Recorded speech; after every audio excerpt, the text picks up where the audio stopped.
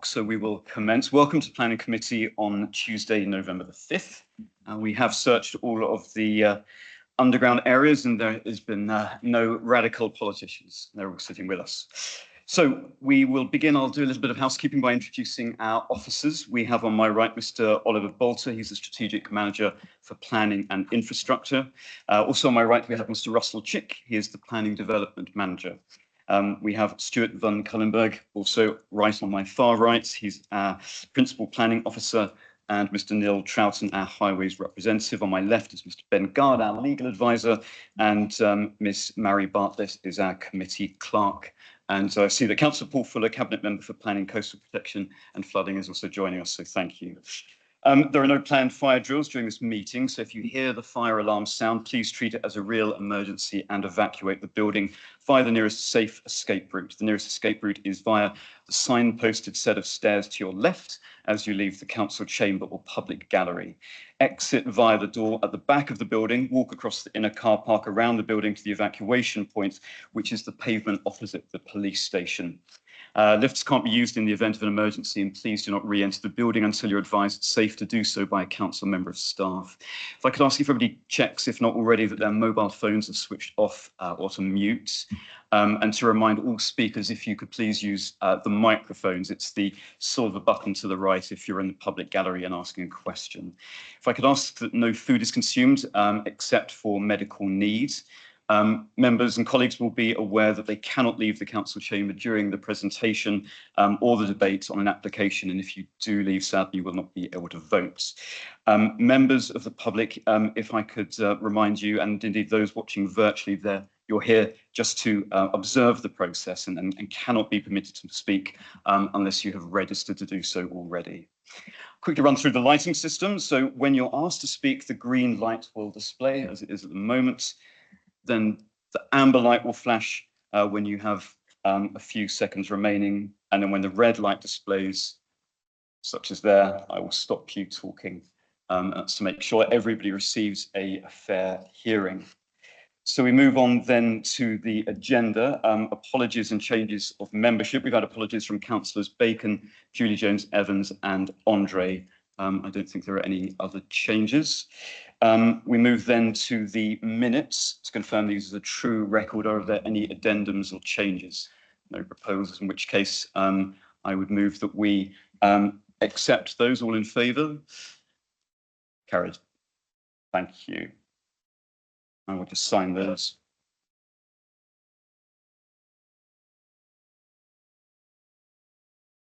Thank you.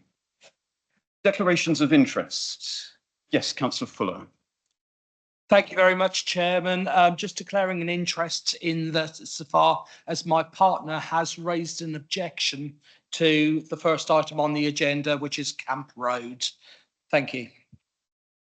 Thank you, Councillor Fuller. That's noted. So we move then to public question time. I believe we have one question from a Mr. Hicklen. Mr. Hicklen, if you'd like to use the microphone, and your time will start when you start speaking. Thank you very much. It's a short question. The LPA, not developers, are responsible for the protection of European protected. Is it working? Can he? We can hear you. I think it. Yeah. Please do proceed. Sorry. Thank you. I'll go again. The LPA, not developers, are responsible for the protection of European protected species and have criminal liability if this is not undertaken.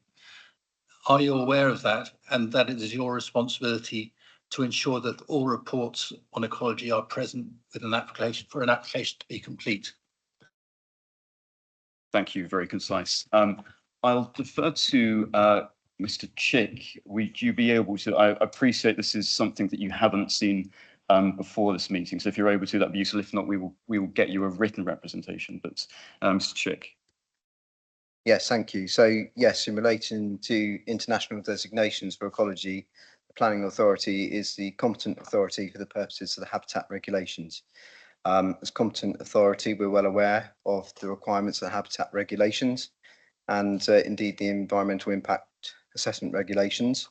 The Planning Authority, when it returns planning applications, ensures that whatever information is required, either by Natural England guidance or other relevant guidance for biodiversity, is within the reports, and we use a qualified ecologist to have a look through those reports to make sure that anything that's submitted with it has been undertaken in accordance with the correct guidance, and also to ensure that there won't be harm to designated sites or species. Thank you. Thank you. Did you have a follow-up question to that? Yeah, a follow-up question. If, say, one of the country's foremost ecology experts on newts was to attest to the existence of such a newt on a site, would you take that opinion over and above an unregistered ecologist? Thank you. Are you able to answer that, Mr. Chick? Thank you. So in terms of great crested newts, we have an adopted approach with Nature Space, who provide comments for the Planning Authority on great crested newts, where they are likely to be found. We have a system of areas based on previous knowledge of where great crested newts are based or likely to be based on the island, and Nature Space advise the Planning Authority on whether a site is likely to be near to one of those areas or indeed is within it. If we receive comments from members of the public that they have seen great crested newts on a site, then we take that into account, and then we will often go to our own ecologist to understand whether the site is likely to support that species or not. We'll also go back to Nature Space and ask for their comments, and then ultimately the Planning Authority will make a judgment with the input of Natural England if we need it. Thank you, Mr. Chick. I see, Mr. Higgin, we have your details here, so we can get a written representation to you as well. I appreciate that Mr. Chick has given what seems to me a comprehensive answer, but I think that he may have something potentially to add. If that's the case, we would get a written answer and circulate it, obviously, to colleagues here as well. Thank you. Thank you very much. As we do not have any additional questions from members of the public, we will move then to the agenda in earnest. So our first agenda item is Camp Road Freshwater. This is reference 21/01552/OUT. And I believe, Mr. Chick, you will be presenting. Thank you very much.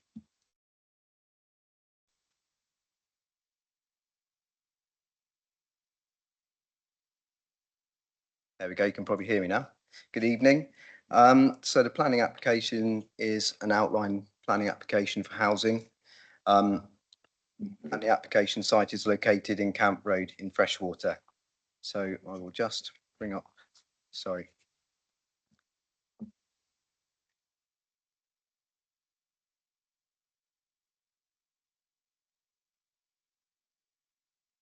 So I'm just trying to get a cursor to work and it won't work. It won't be a second.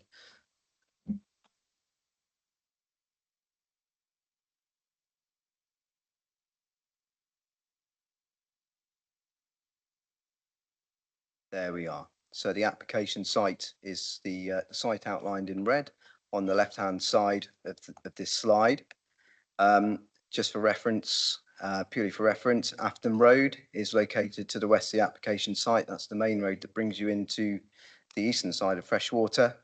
The cursor is at the point of the roundabout here, where you may have seen the Rapa Nui T-shirt factory and Freshwater Garage. Site is accessed then by turning left at that roundabout into Stroud Road, and then there is a small triangle junction here, and that takes you up to Camp Road. And this is a slightly zoomed in aerial shot just showing the application site, which is a slightly odd rectangular shape. It's an agricultural field and extends to an area of approximately 6 hectares. It's located 360 metres from Freshwater Village Centre, which is at the point of the cursor here where it says School Green. That's the centre there, close to the sports centre. And then just showing the actual submitted application redline plan. As you can see, that covers the extent of the site, which measures around 390 metres from north to south, or front to back, if you want to put it that way, and approximately 190 metres at the widest point from east to west. The red line also includes areas of the highway there, and that accounts for areas of the proposed access onto Camp Road. I thought it was important just to show the designations that relate to the site before we get into photographs of the site in the other slides. So the application site is here at the point of the cursor now. The grey dark line you can see is the extent of the settlement boundary for the West White Smaller Regeneration Area, which the site is immediately adjacent to. The areas with the pink hatching are conservation areas. So the first one you can see on the western side of Freshwater is Pound Green, and the area just located further to the east is the northern section of the Freshwater Bay Conservation Area. In relation to designated sites, Freshwater Marshes, which is this area here, or Afton Nature Reserve, is a local nature reserve, but it is also a site of special importance. So it's a triple SI, and that links functionally and hydraulically to the SPA, which is this area of hatching here, which I've shown with a slightly zoomed out version, which is showing the full extent of the SPA in the Yar estuary there, and it extends into obviously Southampton water and the Solent. The yellow area is the Isle of Wight National Landscape, formerly the AONB. Just to show the existing habitats, which came out through the ecology assessments for the site, it is an agricultural field, which is obviously ploughed regularly. I think it was growing for maize last time that it was cropped. There is a drainage ditch located along the western side of the site between itself and the West White Sports Ground. And also there was a rural field edge around the remainder of the field where grasses haven't been cut in the past. And there are thick native hedgerows over part of the site, and other areas that aren't hedged are either open on the southern boundary or edged by bits of fencing, and also hedgerows into the properties in New Village and Victoria Road. So I'm just going to go through some photographs of the site. Members visited the site on Friday, but we didn't walk the extent of the site boundaries. So I did promise that I'd include quite a few photographs just showing the properties that are around the site. So this photograph is taken from Cameron Close, just to the north of the site. I stood in this location here. The arrow showing the direction that the photograph's taken, looking back towards Bedbury Lane, around 400 metres away. And on the left-hand side of the photograph there is the edge of New Village, which is a small cul-de-sac of historic properties that edge part of the eastern boundary of the site, and it is this section of housing here. So just moving into Camp Road, then looking at the Camp Road frontage, which is approximately 70 metres. The bottom right-hand photograph is showing the application site access as it stands, which is an agricultural access. Just looking off to the west is showing properties that are close to the application site, close to its boundary, and then looking off to the east, showing the housing on a bank close to Cameron Close there, and the edge of New Village further off to the east. Moving into the site, there are two properties located close to the northwestern corner of the site where the cursor is at the moment. So the arrows are showing that I'm stood taking photographs of those properties. They're slightly unusual in Camp Road in that they turn their backs onto the road and their main elevations aspect to the southeast, so looking over the site. And you can just see this property here, its front windows, which overlook its garden. Then moving across to New Village, you can see the back elevations of properties in that location along this boundary here that you can see where the red cursor is now. And then looking back into New Village from the south in the northerly direction here. So that's the southern end of New Village in this location here. You can see the boundary treatments in that location. And then just turning slightly to show the properties at this point, which is close to an informal access track into the application site here. And this property Enbourne here, which is was scaffolded at the time. It's not any longer. It's been reclad and completed. And then looking at typical boundaries for the remainder of the properties into Victoria Road here, the property set slightly lower level than the field because there is a slight bank up to the application site where there's a mix of hedges, or where people have chosen to, they've lowered the hedges. And then looking towards listed, I think it's called Apple Barn House, or Apple Farmhouse in this location, which is on the corner of Victoria Road in this location here. So a collection of converted barns and the former farmhouse, again at a slightly lower level than the application site. And then turning a slightly longer distance shot just to show the characteristics of those properties in this location here on the corner. Again, that listed building, and then the rear boundaries of the properties that are close to it. And this photograph again taken from this location, looking in a slightly different orientation towards that boundary. And then this photograph just shows the relationship between the site and the properties within Etherard Close, which is a small 1970s era bungalow estate in this location here, which backs onto the application site, and also the properties that face onto Bedbury Lane with their reared gardens going to the north towards the application site. So you can see the relationship between the site. These bungalows are in Everard Close. These larger houses, I hope you can see them, they are the properties in Bedbury Lane with longer back gardens.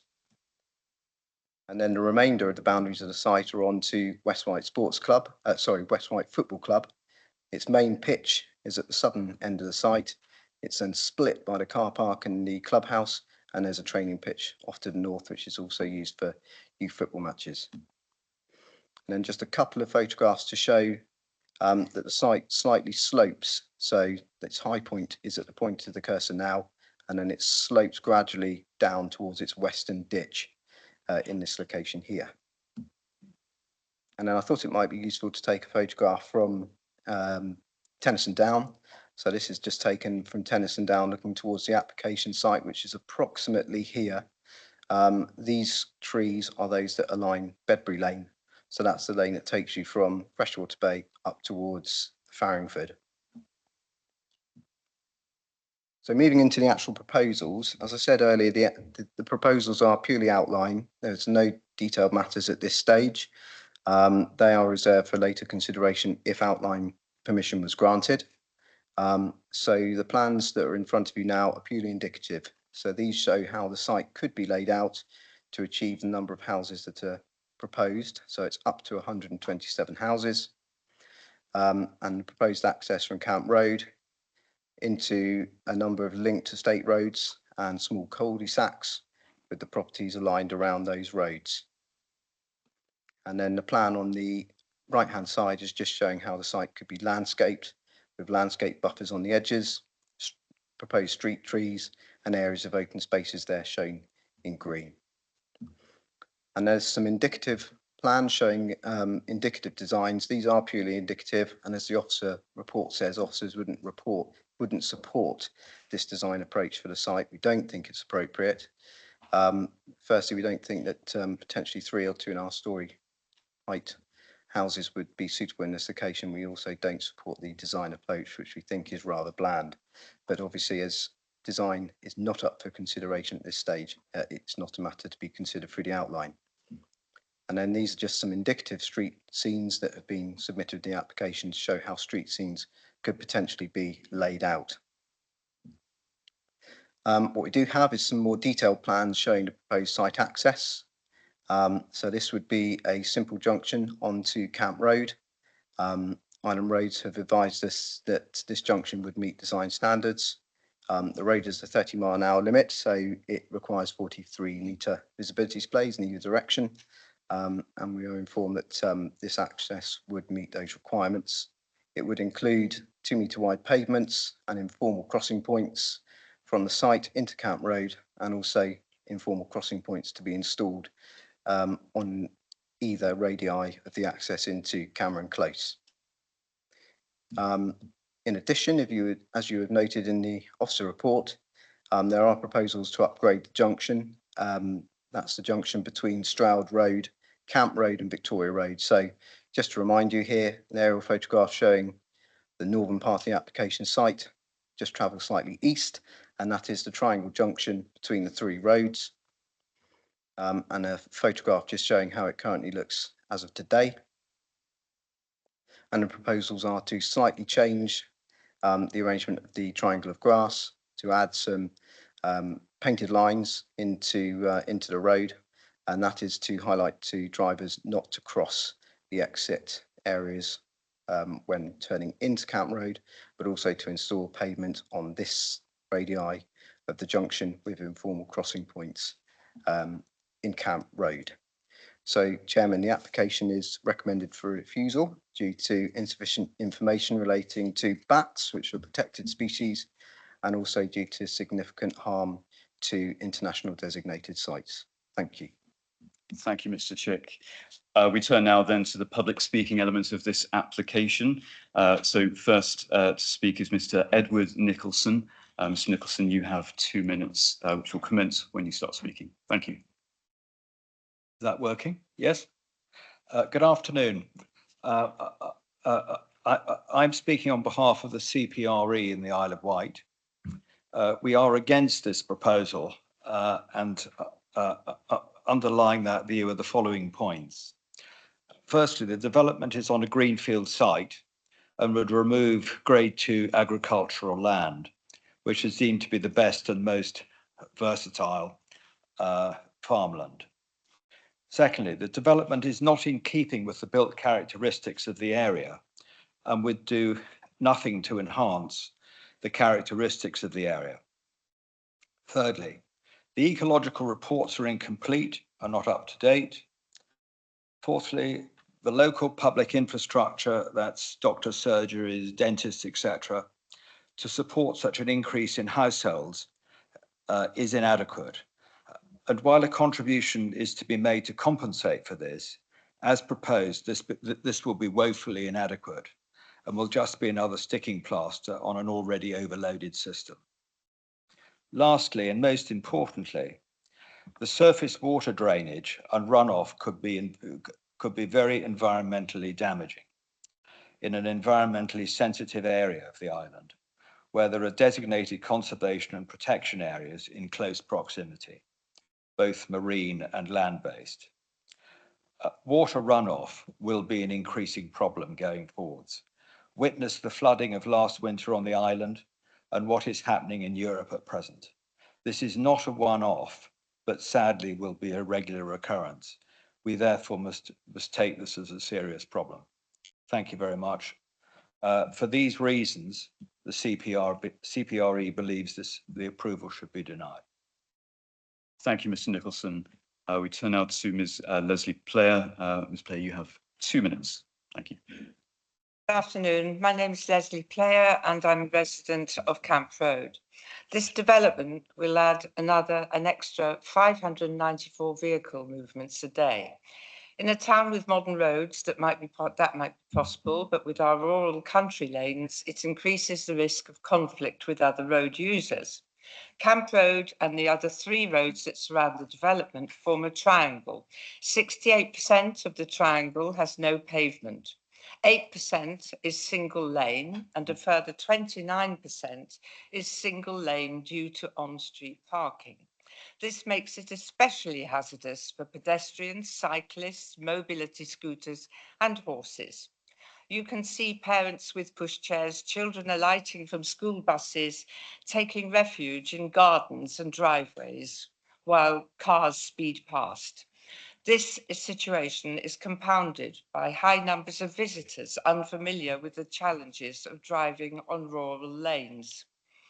Rule 163 of the Highway Code says drivers should allow at least 2 meters of space when passing a pedestrian on a road without a pavement. On the Camp Road Triangle, this is impossible in many places and frequently ignored, as are the provisions for passing cyclists and horse riders, of which there are many. Camp Road floods for many days of the year as water runs off from the Tennyson Down and the development field. Not only does this risk pollution in the Afton marshes, It also makes the roads more dangerous. The accident at the Camp Road, Victoria Road junction in 2014 was during a flood incident. It resulted in a local resident spending the final 5 years of his life as a paraplegic. Local residents are already feeling intimidated by this very busy, narrow road. Please don't make things worse. Thank you. Thank you. Apologies for the interruption. Thank you.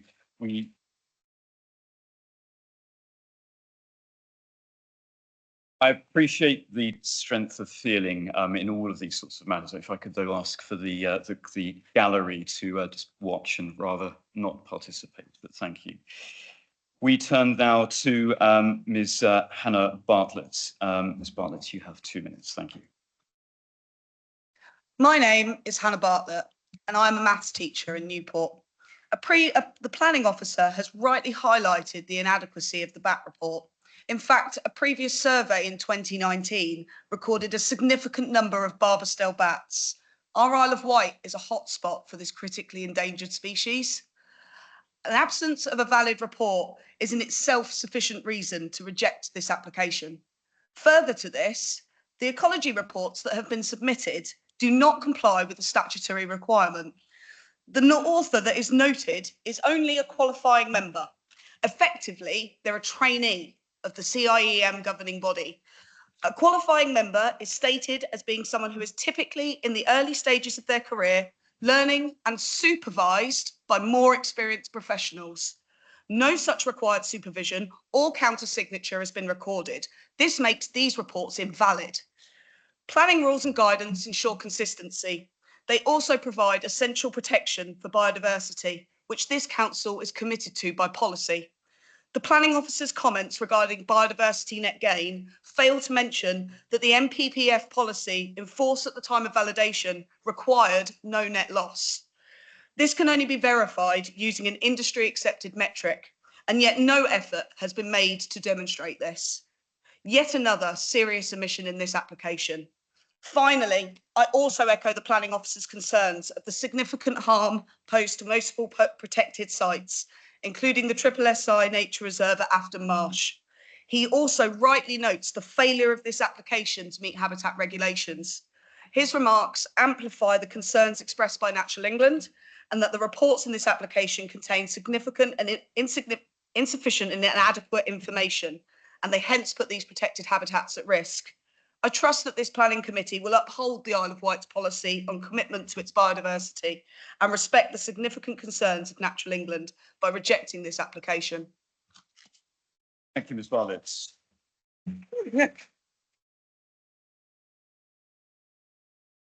Once again, I will clear the gallery. Thank you. We turn now to Councillor Anne Bamford, Freshwater Parish Council. Councillor Bamford. Chair of Planning for Freshwater Parish Council. I'm here today representing the views of the Parish Council and our residents, many of whom share the same concerns as the LPA. Continue to support our concerns regarding the use of the field, which is a Grade 2 agricultural land and is therefore of high agricultural value. The Draft Island Planning Strategy and the National Planning Policy recommend protection of such sites. Ecology. We have no confidence in the validity, accuracy, especially concerning the bat studies for this protected species and the habitats that they rely on. Want to see a full ecological and other relevant reports submitted by the Isle of Wight Council. We support the valid objections by Island Roads and the deliverability based on the track access suggested, which is outside the development envelope, privately owned and not fit for purpose as suggested. The type of housing suggested will certainly not meet the local housing need of local people. Concerns about flooding, and it is felt the current sewage system will not cope with this additional demand. A full, robust flood risk assessment needs to be completed.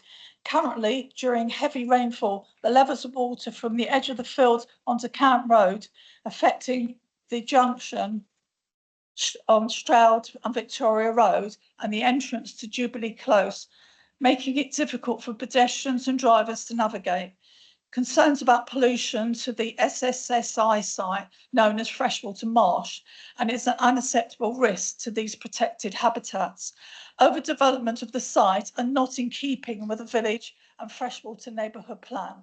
This development would lead to horizontal growth from the village centre rather than maintaining the village and community life and the easy accessibility to the centre. Freshwater Parish Council respectfully requests the Planning Committee to refuse this application in line with the LPA recommendation. Thank you. Thank you very much. We turn now to Mr. Andrew White, who is speaking on behalf of the agent. Mr. White, you have 6 minutes. Thank you, Chairman and members of the committee, for allowing me to speak this evening. Clearly, the applicants are disappointed with the recommendation, especially having worked constructively with officers to address various issues, whilst ensuring that a range of mitigation measures have been included to ensure that developing the site would be sustainable. We take comfort from most of the officers' report, but maintain the view that the reasons put forward for refusing this application could be addressed with more time, thus ensuring that this application is determined locally and that the Planning Committee plays its part in shaping this scheme that officers find acceptable in the main. Indeed, at the beginning of October, officers intended to recommend this application for approval, and extensive heads of terms have been agreed for inclusion in the Section 106 legal agreement, including certain financial contributions that a planning inspector could strike off if not satisfied that they meet the tests under Regulation 122 of the Community Infrastructure Levy Regulations 2010. However, the Council's ecologists identified concerns, which we duly accept, but we must stress that these are issues that can be resolved, and we feel that this application is the opportunity for doing so, rather than exploring other avenues, including an appeal. Members will clearly be aware of the presumption in favour of sustainable development and that the tilted balance must be engaged. The term tilted balance is extremely important, as it essentially changes the balancing exercise that the planning officer, the planning committee or the planning inspector make when deciding whether or not to grant planning permission or allow an appeal. From a more neutral balance, whereby if the harm outweighs the benefits, planning permission is usually rejected, whereas the tilted balance weighs a development's adverse impacts against its benefits, not on a level playing field, but very much tilted toward granting planning permission. To achieve the required housing delivery levels and relinquish itself from the presumption in favour of sustainable development, the Council must deliver a greater level of housing and or adopt an up-to-date planning strategy. It is a scheme like this, on the edge of a settlement, surrounded on 3 sides by housing and immediately adjacent to the West White smaller regeneration area, that can make a big difference to the Council's significant current housing shortfall. The proposal would provide much needed housing in a sustainable and accessible location.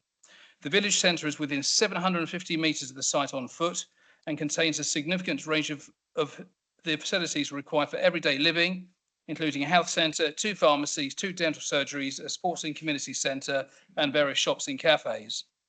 As the planning officer's report confirms, the Council cannot demonstrate a 4-year land supply and scores very badly indeed in relation to the housing delivery test.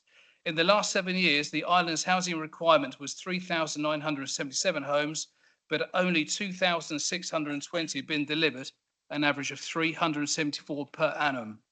To put this into context, the Council's own housing needs assessment was updated in 2022 and found a requirement for 743 dwellings per year across the island.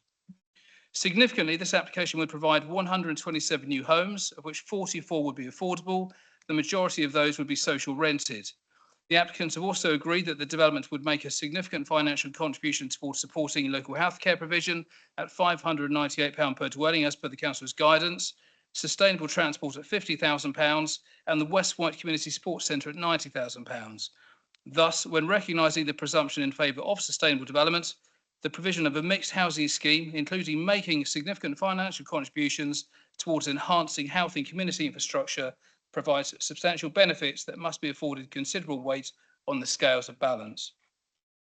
The officer's report carefully considers a range of issues and concludes that the overall layout and density is considered to be appropriate when having regard to the pattern of development of the surrounding area, that the proposed developments would not harm the overall character of the area, that the indicative layout would not compromise nearby high amenity trees, that existing neighbouring properties would not be adversely impacted upon owing to the indicated separation distances intervening vegetation, and design refinements that can be made as part of the Reserve Matters application, and that the proposed access arrangement would meet the relevant design standards as confirmed by Island Roads. Thus, once the issues raised by the ecologist have been resolved, the tilted balance points towards granting planning permission as per the presumption in favour of sustainable development. Whilst appreciating that applications of this nature are controversial and trigger local opposition, the reality of the situation is that housing growth must take place, and the new Labour government has clearly set out its ambitious house building programme for the next 5 years. All local authorities will therefore need to play their part in terms of policy setting and approving more housing to achieve the identified need. However you look at this site, it is suitable to accommodate a large-scale housing scheme. If relying on the Island Plan core strategy, then the site is acceptable by virtue of being adjacent assessment boundary. If weight is attached to the emerging island planning strategy, the site is acceptable by virtue of being allocated for housing purposes. If apply the presumption in favour of sustainable development, then subject to addressing the two identified issues, it stands that any adverse impact would not outweigh the benefits of bringing this site forward. Thank you, Chairman. Thank you, Mr. White. We turn now to Councillor Jarman, who is speaking on behalf of Councillor Medland, I believe. Councillor Jarman, you have 6 minutes. Thank you, Chair. I speak on behalf of John Medland, the Councillor for Freshwater South, until recently a parish councillor and a Speedwatch volunteer. Despite our planning officer's considerable efforts, the applicant has failed to submit the valid material sought, has submitted inadequate technical input, and failed to respond to the request by statutory bodies. Planning applications for housing on this site go back to 2013. All that could be found have been rejected. The recommendation from the planning officer is that you also reject this one. There are many reasons for rejecting this application, and I'm going to focus on road safety, accessibility, environmental impacts, and the freshwater neighbourhood plan.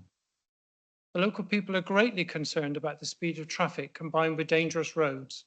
In response, the Freshwater Community Speedwatch Group, funded by the Residents Association, was formed with a pool of police-trained volunteers.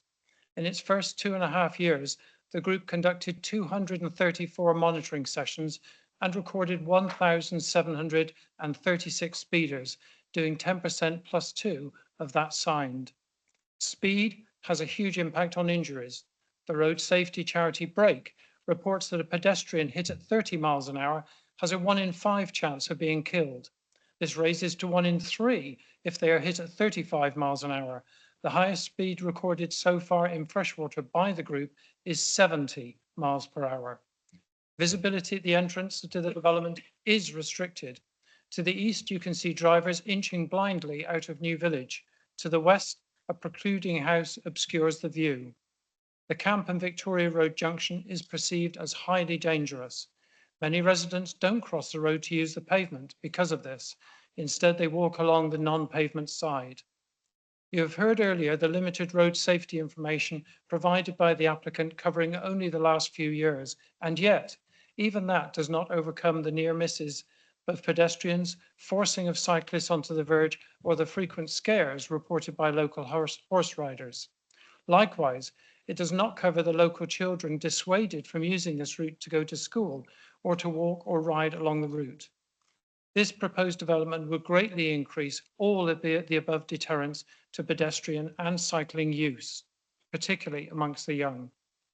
There is poor accessibility from this site to public transport, and this has been well documented in the papers and in the officer's report. Likewise, its lack of any secondary exit or entry point and the failure to secure pedestrian access directly to Victoria Road. Whilst there is a limited bus service on Victoria Road, the main service to Newport is a convoluted 10 minutes walk away. Coupled with the road junction's lack of visibility and the dangers resulting, this development would not support access to public transport, but push people to increase use of private motor vehicles. The officer's report says that foul sewage from the development would not significantly impact on the SSI because the sewage is directed to Sandown. In reality, the reality is that all the foul water sewage would have to go through Norton Transfer if it has to have a chance of reaching Sandown. On wet days, Norton receives 300 litres per second. It can only pump 80 towards Sandown. The excess is a large water butt per second, which is diverted into storage tanks. Southern Water has recently introduced additional storage at Norton, a tank 8% bigger than the West White swimming pool, and yet only that takes 53 minutes to fill the tank completely. Afterwards, the excess goes directly into the Solent or the Yarmouth Marina. Last year, it discharged for the equivalent of 99 full days. At peak discharge rate, that would be almost 3,000 West White swimming pools. Atrocious. Not all the sewage makes it to Norton and gets released through the 3 overflows closest to Camp Road, which discharge directly into the Afton marshes. In the past 7 years, Southern Water figures record a 26-fold increase of overflow into that protected site. The reality of the situation emphasizes the importance of having a clear understanding of the treatment of surface water drainage as opposed to wastewater. If the wastewater system is already overwhelmed for 99 full days of the year, then all surface water will make its way to the lowest point, which from Camp Road is the Afton protected marshes. It is highly likely that Afton marshes would suffer a similar degree of microplastic contamination as recently discovered in the Medina. The Freshwater Neighbourhood Plan emphasises business development to increase local employment, not simply more residential development. Our landscape and rural heritage are the key drivers of our destination's appeal, a magnet for walkers, for cyclists, and heritage-based holidays. This is our major source of income. The landscape and heritage should be enhanced and not degraded. As CPRE says, there should be an objective assessment of the impact of the iconic viewpoints. The field is clearly visible from Afton and Tennyson Down and from Golden Hill. As for housing, our need is for smaller units. This application will not assist Freshwater's current need. Local families on an average local wage of £18,000 will not be able to afford these large properties. In summary, my argument and those of other objectors, coupled with the analysis and recommendation of the planning officer, demonstrate that the application before you must be rejected. I thank you. Thank you, Councillor Jarman. If I could explain to members of the public, the reason I'm being so punctilious on this point is that we need to have a fair hearing for everybody, and I appreciate the strength of feeling. There's obviously a case to say that some people may feel intimidated. Now, I think all of our councillors are robust, but I would urge you not to intervene, and I appreciate the concerns that you have in terms of, well, expressing yourselves. So if I could really urge that, that would be appreciated. If not, I will have to, and I will clear the gallery. We turn now then to the question elements of the proceedings. As always, if I could ask colleagues to try to keep it to questions, just in terms of those watching at home, it makes it a little bit clearer to understand. So any questions? Councillor Spick.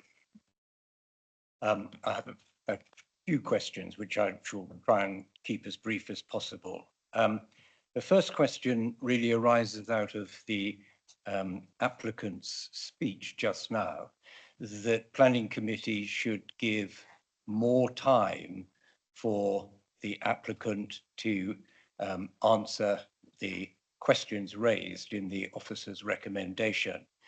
Could you just help me, Mr. Chick, with when this application was first validated? I would look it up, but my computer never seems to want to work when it comes to County Hall. Mr. Chick.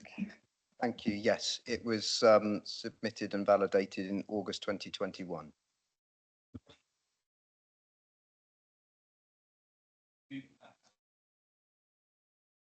Oh, microphone, Councillor Spink, if you could turn your microphone. Sorry.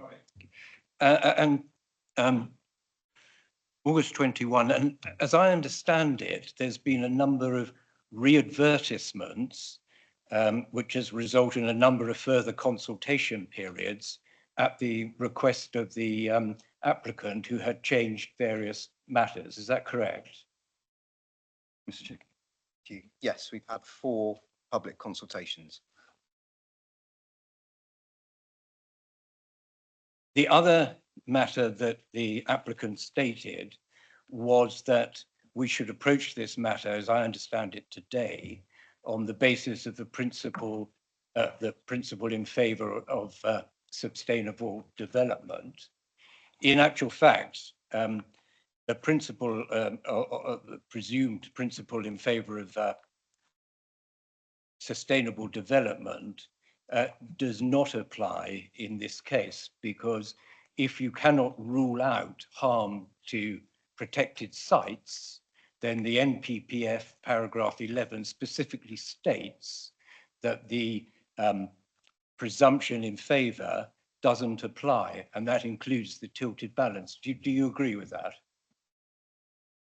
Chick, you able to answer that? Yes, that's correct. It's set out in the officer report that the presumption in favour doesn't apply to this application because of the harm to the international sites.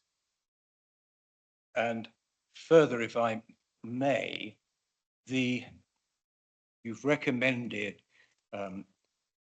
refusal on two bases. The one I'm going to deal with really is the risk of harm to protected sites. The planning guidance to the NPPF is quite clear. I've written it out in case my computer wouldn't work, and it says this: if the proposal fails the integrity test, because you cannot rule out adverse effects on site integrity, you, and I emphasize, must reject the proposal in its current form. So, and then just before I ask you the question, in SP1 of our current plan, 2012 plan, which although getting a little old is still current, it says that where the integrity of the sites cannot be demonstrated, planning permission will not be granted. So to the extent that it can be mandatory, those are two very mandatory requirements, both by the NPPF planning guidance and by our own development plan. Is that right? There are situations where planning authority can apply derogation, which is what's called IROPI, where some matter of overriding public interest outweighs the harm caused to an international site. But that's a very detailed process, and obviously it doesn't apply to this application. Firstly, the applicant hasn't applied for derogation, and secondly, the proposals wouldn't outweigh the harm anyway. So yes, they're important, and the policy guidance does say you should refuse a planning application that would cause harm or could cause harm for the purpose of the habitat regs to international sites. Thank you. All for now, though I might ask another one or two, but I don't want to take up too much time. Thank you. Great. Well, I can certainly come back to you. Councillor Palin, followed by Councillor Churchman. Councillor Palin. Thank you, Chair. So the agent noted that they've been in dialogue, obviously, with the planning department for some time. This application has been, with the council back since 2021. Can the department confirm that actually the council would have raised the concerns that there were incomplete documents with the applicant, and just confirm with us they've raised those concerns, and then therefore leaving us with the understanding that they have clearly left these out, despite the fact they would have been asked for? Mr. Chick. So there's two issues there. Firstly, what the planning authority can ask for a validation. So at validation, the information was provided. So that's a tick box exercise where officers look through to see what information required and is it there.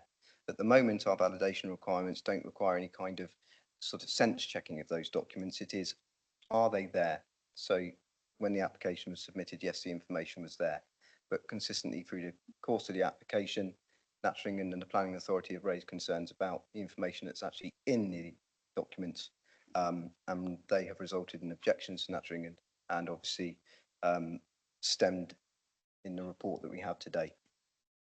Thank you. Supplementary, Councillor Palin. No, that's it. Thank you. Splendid.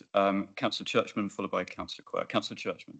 Yes, just wanted to query about bus routes. Am I correct in thinking there is a bus goes down through the roundabout? And can you tell me with what regularity, please? Thank you, Councillor Churchman. I think what I'll do is I'll put on the presentation if I can. I'll get rid of that screen and we'll go back to the presentation. I can show you where it is supposed to go. So the bus route goes down through School Green Road. So I'm going to have to find a cursor again. There we are. Goes down School Green Road and then it heads up Hook Hill off to Yarmouth, and it's a half-hourly service. I think at the moment it goes down through Afton Road because the bridge at Yarmouth has been closed for a long time, but when that road is normally open, it goes off up Hook Hill, off to Yarmouth bus station, and then off into Newport. And it is a half-hourly service.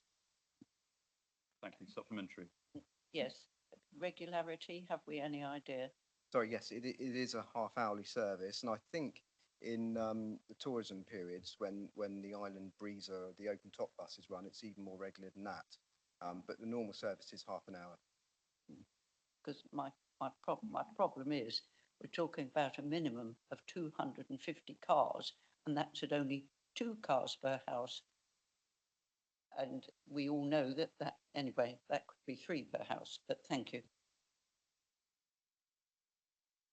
Councillor Quirk. We have a requirement for improving biodiversity and improving the sustainability of sites.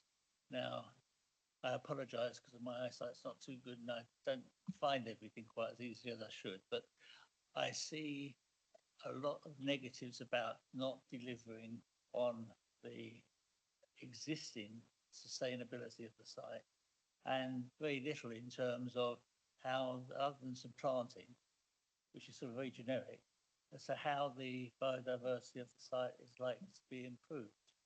And there's sort of mentioned that there may be hedgehogs in the hedgerows, and it's not very good for reptiles. But what are we doing to do something about to improve that biodiversity? Because I'm missing it, but it might be there and it might be me. So I apologise if it is. Thank you. Mr. Chick. Yeah, I'll just fast forward to the slide which shows planting on site. So the actual framework in which we assess the planning application doesn't apply to biodiversity net gain. So the government, when they issued biodiversity net gain, confirmed that it didn't apply retrospectively, only applied for major applications submitted in the early part of this year, and obviously this application's nearly 5 years old, so 4 years old. So biodiversity net gain doesn't apply. What does apply are the normal tests set out with the island plan in terms of no loss of biodiversity on site and the improvements that we normally look for. But this application is made in outline, and so we don't have a detailed layout. What we have in front of us is something that's indicative. And what would normally happen on an outline planning application such as this is it would include a layout such as the one in front of you that shows the idea of what kind of biodiversity delivery would happen on site. And in this case, what is shown is a buffer strip around the edge of the application site, proposed tree planting in some open space, which is pretty typical of applications that we've dealt with prior to biodiversity net gain. And obviously the ecologist hasn't raised objection in terms of biodiversity loss. The objection relating to species on the site is insufficient information. So it's not a site that needs to deliver BNG. Obviously, if the application was refused and then a subsequent application was submitted, it would then have to deliver biodiversity net gain. Thank you. Supplementary, Councillor Quirk. One other thing, we've got the new NPPF, and that still contains the issues of the quality of the build and the appearance. I'm not disputing the quality of the build. I have no idea about that, but the appearance is little boxes made of ticky-tacky. And I just wonder whether that is actually something that should be, if it is turned down, that is something that should be added to the rationale. Thank you. I just think that's something of a quality of judgment. So, but perhaps we can introduce that in the wider debates. Yes, you certainly. Yeah. Thank you, Chairman. So because the application is in outline, we aren't able to consider the design quality of the scheme. All we can consider is whether 127 houses can fit on that site. As I said in the presentation and in the report, the designs that are shown are not good enough for this site and the surrounding area. But that is a comment. We can't really introduce it as a reason of refusal, in my opinion, because this application is purely outline. But obviously it's something for the applicant to listen to and take away. Thank you. Councillor Brodie. Thank you, Chair. Yeah, firstly, just regarding bus services into Freshwater, there is another bus service, the number 12, Mr. Chick, which runs from Newport via Freshwater Bay. I haven't used it for a while, and it's not as frequent as the number 7, which is half hourly, but it's important that we have accurate information before us. There is more than the number 7 that runs to Freshwater. Regarding this application, I'm a little puzzled as to why we're even discussing it tonight, given everything that Councillor Spink outlined in terms of the ecological and environmental factors. It's quite clear that we can't approve it on the basis of what Councillor Spink outlined and what Mr. Chick's report outlines to us as well. I don't think we've got any option other than to refuse the application, much as that goes against the grain with me, who, as you know, is predisposed to anything that will lead to addressing the appalling housing situation on this island. And I think officers know that I will always advocate for affordable housing, if at all possible. Just to make sure that we're absolutely clear about this, because if we reject this, it may come back to us in the future. In your consideration of the planning balance and your conclusions, when you look at the 3 factors, I'm a little puzzled by paragraph 8.2 regarding the economic factors that you took into account, where you give us a long list, and I'll read it out. The application will result in the creation of a moderate number of jobs, both directly through the construction process, but also indirectly through local suppliers. Together with the economic benefits associated with job creation, the scheme would also result in benefits through council tax, the new homes bonus, additional footfall for the various shops and businesses within the nearby village centre. That seems like quite an extensive list of economic benefits. And yet that paragraph concludes the development would result in minor negative economic impacts. Can you tell me what they are, please? Thank you, Councillor Brodie. Mr. Chick. Yes, so that minor negative economic impact is due to the loss of Grade 2 farmland. So if I can come back, so you're back in terms of the balance, the loss of the farmland outweighs all of those issues. So if the ecological and environmental factors had been dealt with, you would still be minded on the economic factors to be okay. Just as I understand that, just looking at the environmental factors, there seems to be another contradiction between 8.9 and 8.10, which you perhaps could clarify for me as well. In 8.9, you state that the application therefore avoids impacts to the Solent SPA stroke Ramsar site. And yet in 8.10, there's a sentence that begins, in addition, it is considered that the development would cause adverse significant effects to the Solent and Southampton Water SPA, etc., etc. That's a contradiction in terms. Can you clarify it again, please?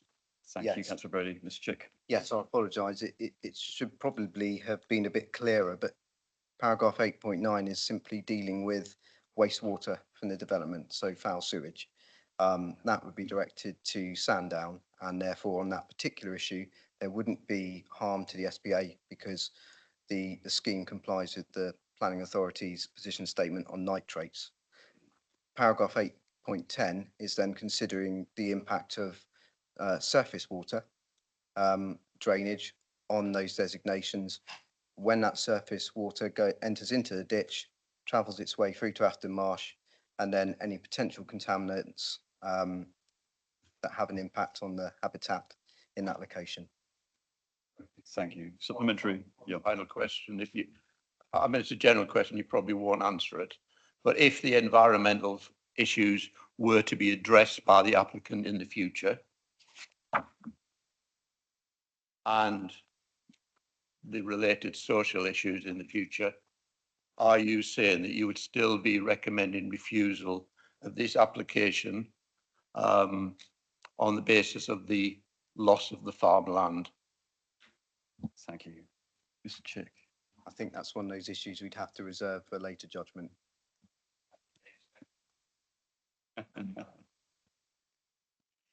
Splendid. I'll come to you, Councillor Spink, in a moment, but if I may, Councillor Price first, then Councillor Spink. Thank you, Chairman. My question is simply on the back of what Councillor Brodie has just brought up, which is the loss of Grade 2 agricultural land. I'm surprised that it's not in the reasons for refusal. Is it something we could insert into the reasons for refusal? I think without it in the reason for refusal, we leave ourselves open to problems later on. I haven't actually got my core strategy with me, but I think DM3 would probably cover the loss of land for food production, potential food production, and the other elements of that policy, I believe. And just to mention that, you know, the loss of, you know, it's not a really small piece of farmland. While it's not significant in its size, it's significant when you attach it to other areas of farmland in the local area, which can lead to other pockets of farmland no longer being viable. If you remove one piece of this size, you make other areas not viable to farm. So I think something that really covers the agricultural use of that land in the refusal would be really important. Thank you. Thank you, Councillor Price. Would that be open to us, Mr. Chick? Absolutely, yes. I mean, it's only ever a recommendation from officers, and it's up to the committee what issues they raise as being acceptable or not, and how those are then balanced. So yes, it's totally open to the committee. Supplementary. Sorry, yeah, and the other one would be the I noticed in the highways report that which is 7.138, the loss of on-street parking should be left to the reserve matters stage. I wonder if that's something that we could also insert into the refusal, because otherwise we'll be in that situation where we've been in other applications where maybe an application is approved, but with the TRO having to be achieved before the bill could start.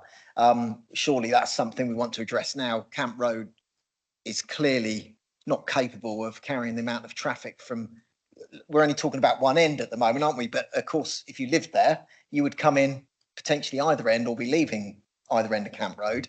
And the direction to Stroud Road clearly is a bit more accessible. The other way is completely different, and you would have to remove on-street parking. And even if you didn't, you'd still have some areas that are almost impossible to pass with two vehicles. Thank you. Thank you, Mr. Chick.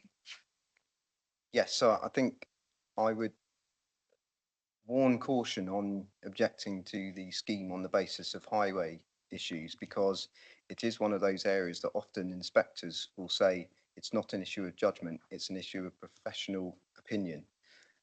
We do have comments from Ireland Roads who provide our highway related comments on the behalf of the Highway Authority, and they don't raise objection to the proposed access arrangements or the impact on the local network.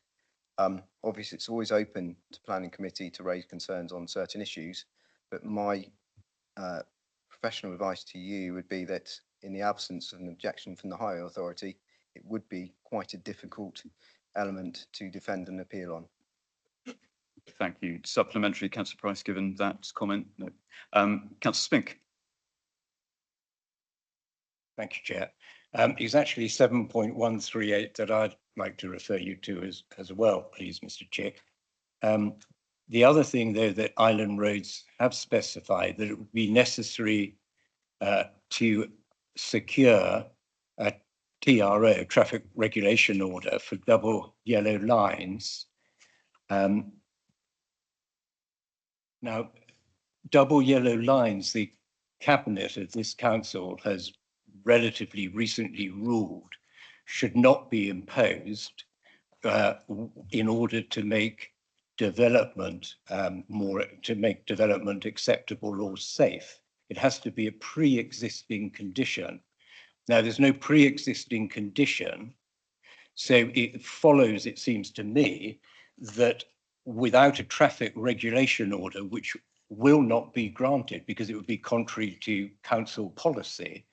Without a traffic regulation order, that junction would be unsafe on the basis of the professional advice of Island Roads.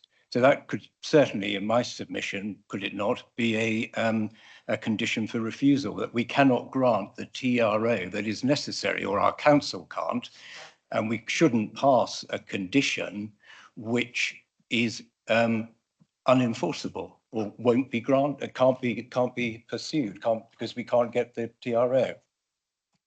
Thank you, Mr. Chick. Yes, well, I mean, my comment to that would be the planning committee can't predict a different decision-making process. And as we've seen through other applications we've dealt with and through legal challenges, the test really is whether a condition can potentially achieve something. And it isn't that it ever could, but the test is, could the requirements of that condition be delivered? And in this case, they could, because the Cabinet could decide for whatever reason to approve the TRO. They could decide to refuse it. And that's the point, is that the committee can't predict what another decision-making department of the council will do. Thank you. I am keen not to get, I will come back to you, Councillor Bigg, to get too much drawn into the long grass of Supplementary on that, if I may. Yes, yes, certainly. We may have to beg to differ on that, because if it's Cabinet policy, I would suggest, Mr. Chick, that you cannot grant a traffic order in order to facilitate development, and you've agreed that that is Cabinet policy, it would require a change of Cabinet policy. So it's a reasonable assumption, I would have thought, that it's not a condition that we should be applying. I certainly take your point. I'm just going to confer with Colin. I imagine it's a general piece of advice. I'm just going to defer to Ben Gard, our principal lawyer. He's going to provide some general. Chairman, yeah, just as a general point of view, I take the point that the local planning authority makes, which is that this body isn't the decision-making body for that particular route of application. And of course, even if a policy exists, it's open to a decision maker to depart from policy if there are suitable grounds exist to do so. So even if a policy exists that says that you shouldn't do something or won't do something, it has to be open as a matter of public law to a body to depart from its policy should it see the need to do so. So whilst I take the point that there may be a policy that is in place that says that certain applications won't be looked at favourably, it does remain open to a decision maker to depart from policy if they see fit to do so. And so I'd just make that comment as a matter of public law and leave that there. Thank you, Chair. Thank you, Mr. Gars. I will go to Councillor Brodie. I will come back to Councillor Smith if you had supplementary on that, but Councillor Brodie. Yeah, just a quick question, Chair. And just looking to the future again, can I just, my memory is not fantastic over the last year. Can somebody confirm for me that this site is allocated within the island planning strategy, which has now been submitted to government for future housing development? It's been told that that can be confirmed. And Mr. Bolton, do you wish to add anything? Thank you, Chair. Yes, I can confirm that. I come back. Well, thank you, Ollie. Thanks for that. So essentially, the issue that the planning officer wouldn't want to lose farmland at the moment has been contradicted by the draft island planning strategy, which is now at a stage of being submitted to government. And that if that is approved, ultimately, then the farmland issue will go away. Thank you. It's a very apposite question, Mr. Bolter. Yes, again, trying to get our crystal ball out and try and speculate what a different decision-making body would be, but that is certainly a potential outcome.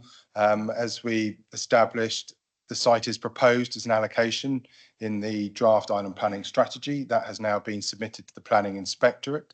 If there is an examination into that document, all the proposed site allocations, I'm sure, will come under scrutiny with people either supporting or objecting to those proposed allocations. And I would anticipate that the planning inspector, a bit like a planning committee would consider all those views and weigh up and make a decision.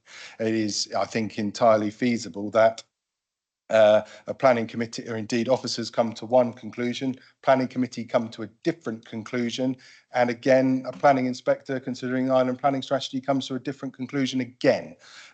So I think that is a fair enough observation that is something that the planning committee may wish to be aware of. But certainly in terms of this application in front of us at the moment, the officers' views and the way that we've arrived at the recommendation that we have and the weighting that we've given, and as you will have seen from the report, that the commentary around how we've considered the potential loss of the agricultural land has been covered off in the report. Thank you. Supplementary. Briefly come back. All I'm trying to do is to, we've got a full public gallery here today, a full range of speakers, for people to understand that a refusal tonight does not mean the end of it. I don't want people to go away thinking that a refusal, that's it. This will still be a potential housing site in the future. Yes, I think it's a point well made. One of the reasons why it was recommended this come to planning committee in regards to your previous comment, Councillor Brody, was that this was ventilated properly and that other councillors can, as you have done, add their voice to the objections potentially and potentially disagree with officers as well. And what we want to put in the mix will obviously be the outcome of our upcoming debate. But so I will, Councillor Price, if you did have a question, then I will, Councillor Quirk, sorry. Very often where we get large developments like this, and we get a promise of affordable housing, but within what is actually built, the affordable housing is not affordable to housing associations or people who are aspiring owners even. And so what happens is something weird happens. It either gets recycled through the system, or it gets given away to the developers, workers as bonuses or whatever. Is there something not specific to the objection to this, but when we are looking at these sites, that the affordable housing element is worked with the developer, that it becomes actually, if they build something that is going to be affordable to a housing association or to people who prospectively could live there, because too often we build the wrong buildings on our sites. At the outline planning stage, we should be defining that actually affordable housing is affordable. Thank you, Councillor Quirk. Mr. Bolter. Thank you. Yes, Councillor Quirk, this is a perennial and difficult issue for us, particularly on the island. And yes, there are some real challenges in the delivery of affordable housing, and that the challenge in terms of what is affordable against the definition in the NPPF, and also actually what is affordable in practice on the ground on the Isle of Wight.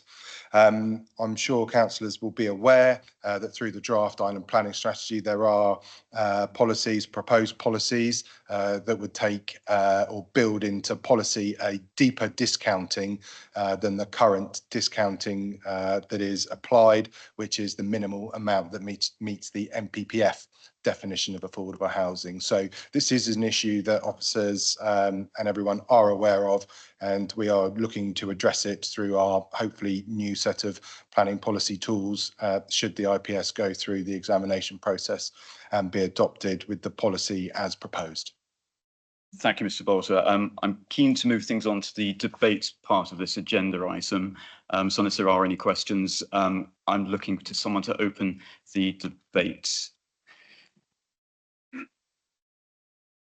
Councillor Brody? Oh, sorry, Councillor Palin. I'm happy to start. So thank you, Chairman. As the non-voting IWOW rep, I obviously echo the concerns raised by Councillor Bramford, the Chair of Freshwater Parish Council. I am here to represent the town and parishes. Also wanted to highlight, in addition to what Councillor Bramford said, the formal objection raised by Freshwater Planning Council on the planning portal. They've previously objected to this application, and that has not changed as there have been no material changes to that application.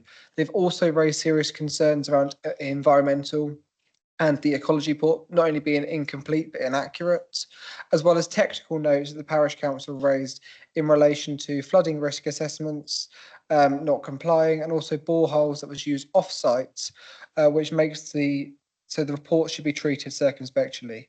Ultimately, it's clear there's a severe lack of information in this report. It poses serious harm to the community and environment, particularly in relation to flooding, incomplete ecology reports and bat reports, road safety for pedestrians, cyclists and other vulnerable users. The list could go on. I therefore, on behalf of IWAC and the Parish Council, request that committee members object to this application in line with the Planning Officer's recommendations. Thank you. Thank you, Councillor Palin. Councillor Quirk. I suspect I reflect the view of most of us here that this is going to be rejected. So I would move that we accept the officer recommendation to refuse planning permission. Councillor Churchman, I will give. Yes, you're happy, Councillor Churchman? Yeah, do you wish to speak? I just feel it's inappropriate. I feel that farmland, especially with the world in the States at the moment, we need every bit of land and we've got to start using it to grow food. I think the road layout is pretty appalling. As I stated earlier, 127 houses, 2, 4, 3, 4 movements a day. I just can't imagine the actual road being able to cope with the amount of traffic that will come forward. So that would be one of my objections. We've talked about the ecological effect. I think the flooding, the fact that the road floods now is a danger, a warning sign. For goodness sake, look at Spain. You can't ignore these things. They're going to get worse, not going to get better. Is that enough, Chairman? Splendid, thank you very much. I will continue to look for if there are any colleagues who wish to contribute. I suspect the Councillor Price. Thank you, Chairman. Yeah, is it possible, and is the proposer and the seconder willing to add something in regards to the loss of the agricultural land? Taking on board what Councillor Brodie said, but I still think as it's it's contained within the officer's report anyway, we should include that in the refusal. Thank you. Thank you. Whilst perhaps Councillor Quirk thinks about that, I will go to Councillor Brodie. Councillor Brodie. An amendment along those lines would mean I would have to vote against it. The officer's recommendation I'm content with on the environmental grounds in particular as the reason to refuse this.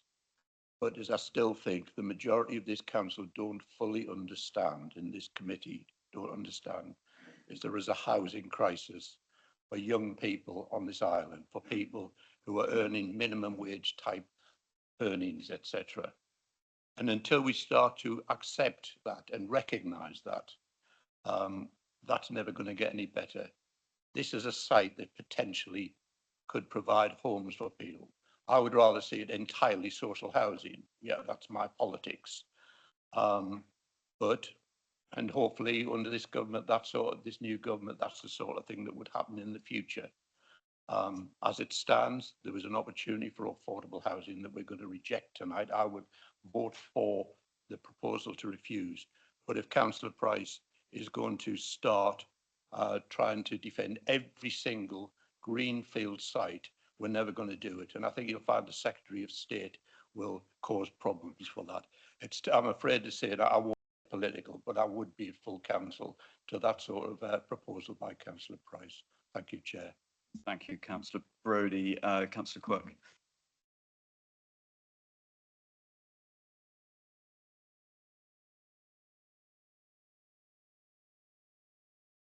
Put your mic on, Councillor Quirk. Thank you. It will still be grade 2 farmland when it comes back. That will be a consideration in any application. You can't remove that. But I don't. We look a bit silly if we put something into our policy documents and then we say, but you can't build it. So I think there's a sort of a contradiction there that sort of, and I think it's adequate that the farmland would have to at any stage be considered, but it is sort of detached from the rest of the farm. It doesn't appear to be being used for arable crops, so it might be grade 2 farmland, but it appears to be being used as grade 3 farmland. and the needs of there is a housing need, and we are going to have to build some things in some places. So I think you should keep your options open there, but whatever we do there, we have to address that it is environmentally sustainable. And the site and the plans as they are not environmentally sustainable. And I think what the officers have raised as the objections are appropriate. And you can vote my one down if you want to put the Greenfields bin, but I think the motion as it stands is the right motion. Thank you, Councillor Gore. I would add to that, I think that clearly your comments have been marked, and in terms of resisting any potential future appeal, the fact that you've underlined that, and indeed I think has been agreed by other councillors, would probably sound in that potential resistance to any appeal on the part of the applicant. But I'll bring in Councillor Stewart, then Councillor Spink. Councillor Stewart. Thank you, Chair. Just briefly, the planning officers are objecting on the basis of surface water drainage. The local members stand-in, Councillor who was speaking, made it very clear, and I'm aware that sewage overflow is a major issue. In spite of Southern Water stating that they have no objections, is it possible for the planning committee to make it clear that the practical and realistic factor is that there is sewage overflow and that this development might make that worse, or is likely to make that worse? Thank you, Councillor Stewart.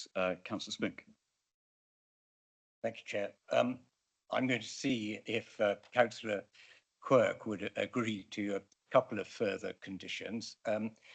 I didn't raise these by way of question, although I'm more than happy for Mr. Chick to comment if he wishes.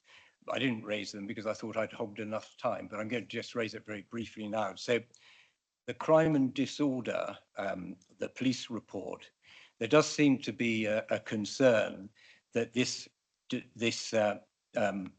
development would cause or contribute to crime and disorder. And one thing that is required, that police say, is a significant, I think 6 foot, high perimeter fencing, which the officer has said would be inconsistent with the area. So I wonder if that would be a basis for refusal, in addition, of course, to the other matters. And finally, there is a report by the Hampshire ICB, and the Hampshire ICB have indicated that I think it is that the current healthcare facility, which is only one at Brookside, is 205% over capacity at the moment, that this development will add to it. The proposal of the Hants ICB is to build 2 more consulting rooms and to ask for £75,000 to do so. But there's no, it's not just land or buildings that are the problem, it's getting people to work in them. And the ICB makes no provision for that. In addition to that, the ICB actually state as well that without further facilities, the primary health care and the health of residents will be put at risk. It actually states that. Now, my concern is, A, as I've said, that there's no provision for staffing, so people's health will be put at risk. And secondly, that in there, it also says in their report that you cannot, that the money may not be spent as it happens on this particular surgery and may go to other local primary health care.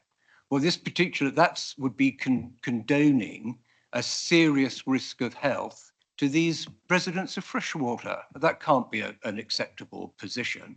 So I would like that put in as a grounds for refusal, please, together with the crime and disorder. Thank you, Councillor Spink. I'm just going to invite officers to come back on that point, and then we'll open it wider. Mr. Bolter? No, Mr. Chick. Yes, I mean, in terms of the comments by the police, that they are single issue comment on the planning application. They're considering it purely from their perspective, but as a planning authority, we're considering a range of issues and how that site would function. What the police are not saying is that this site is going to be the source of crime. They're saying that there could be methods of reducing potential for crime if it did happen. But obviously, as planning officers, we look at the site in terms of how it looks as well. And our view was it wouldn't be suitable to fence in all the open spaces because it would just look out of place and it just wouldn't look attractive. And that was our view.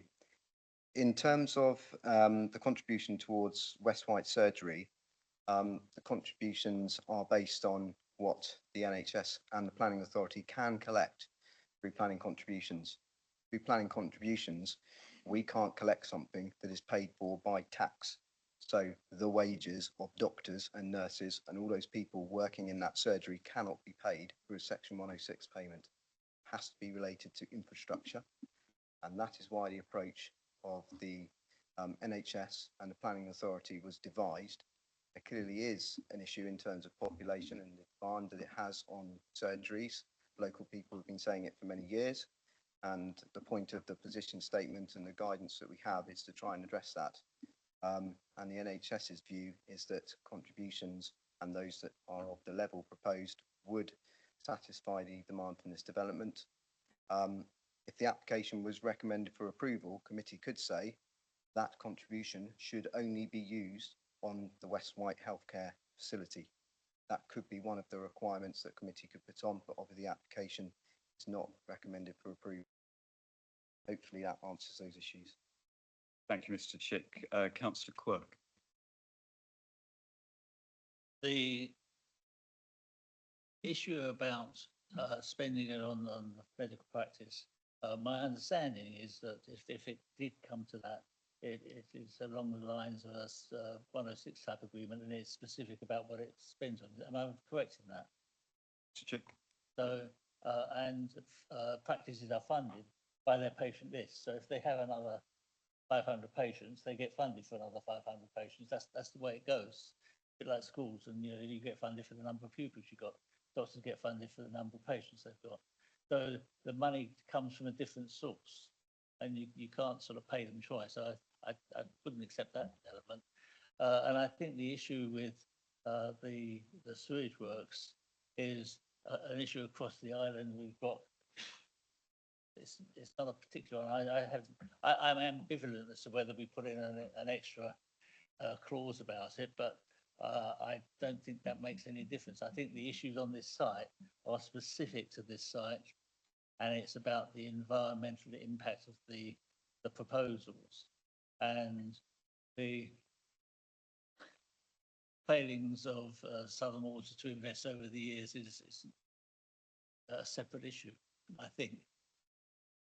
Thank you, Councillor Quirk. What I'm hearing essentially is that there are a plurality of concerns which have been raised by colleagues.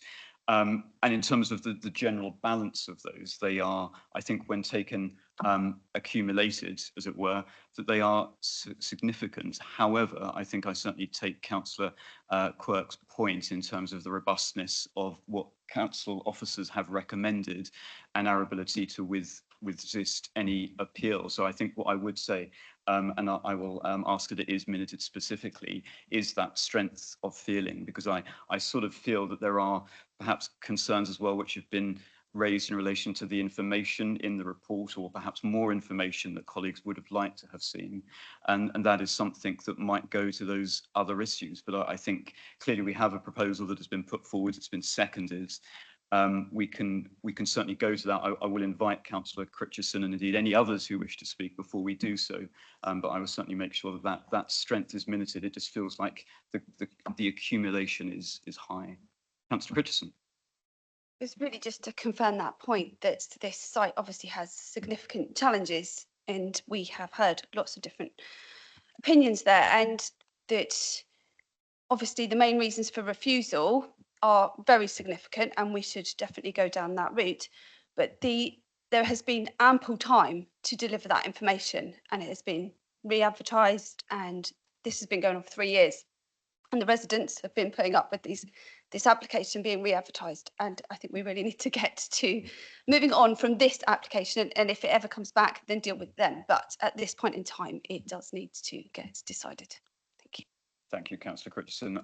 On that note, then I will move to the vote unless anyone objects vociferously, in which case we have a proposal to object and refuse on the terms that the officers have made, proposed by Councillor Quirk, seconded by Councillor Churchman, all in favour to refuse. 1, 2, 3, 4, 5, 6, 7. Thank you. And against? None. I will be following my usual approach as chairman of not voting to try to maintain a certain level of impartiality given the sometimes politically charged nature of these proceedings. That concludes that application agenda item. I would propose perhaps a 10-minute break before we turn to our next item. So we'll come back at 20 to 6. Thank you.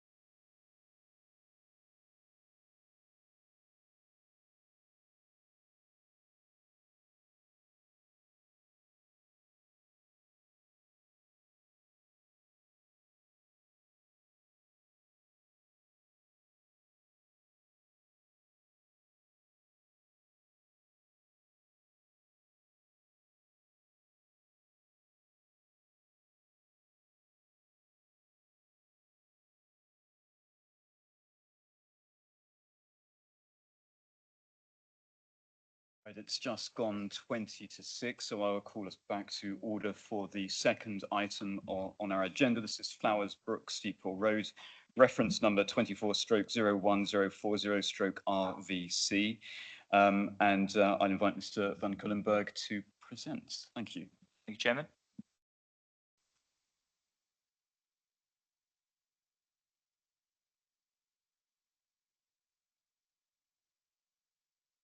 Right, this application relates to the Flowers Brook site, the Flowers Brook site in Ventnor, which is actually to the southern side of Steep Hill Road. Members will note that the cricket ground is over to the west, and then we have Ventnor Park over to the east, and obviously the wider site, which we'll come on to, extends down to the marine environment and Castle Cove. The application actually relates to a 2021 planning permission, was determined by the planning committee back in December 2021. In terms of the original site area extends from the southern side of Steep Hill Road down to the mean low watermark at Castle Cove. It incorporates the public open space Flowers Brook, which is this triangular shaped piece of land accessed from Steep Hill Road here.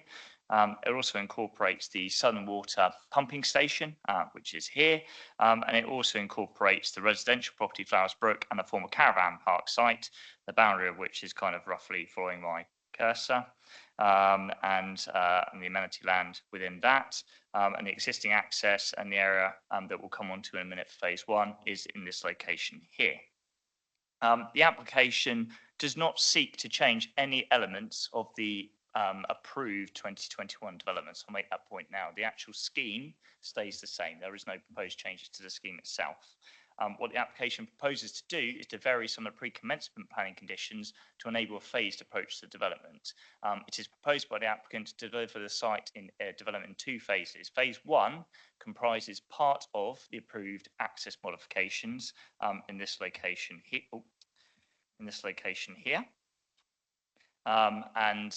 Phase two is all the rest of the development. So if I go on to reminding members what the access improvements were. So again, this is the point, just change my cursor so it's a bit easier.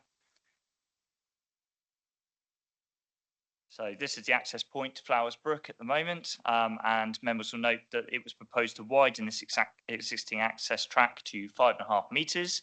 The hatching showing the widening. This is an existing concrete apron here, and the proposal was also to provide visibility display. So that's the approved access modifications. Phase one is purely the part of that operation within the yellow line. So phase one, for members' clarity, is the widening works of this section of the access works. So the visibility displays and this element of the widening would not form part of phase one. That would be carried out in phase two. The application is supported by 3 documents. There's an arboreal method statement, there's a construction environmental management plan, and there is a written scheme investigation for archaeological monitoring and recording works as part of the phase one works. So those 3 elements have been submitted for phase one and would support this work being implemented. They do not support phase two. The planning conditions are recommended to be amended so that those elements, the written scheme investigation, the construction environment management plan, and the arboreal method statement, which is for tree protection measures, would be secured for phase two separately. So the documents that were submitted to the application purely relate to the phase one works, which again, as a reminder, is shown contained within the yellow line. This green outline here is within the construction environment management plan, and that is the area to be used for construction laydown and deliveries purely for the phase one works. These areas are wholly contained within the residential and former caravan park site. They are not within the public open space, and they are not within the Southern Water compound. Just to give members an idea of the limited nature of the proposed phase one works, this section shows the existing concrete apron that joins to the public highway. This is the existing ground level, and the new widened access track would be constructed using Sailweb no dig construction methods. That's a method where effectively the surface is built on top of the existing ground level.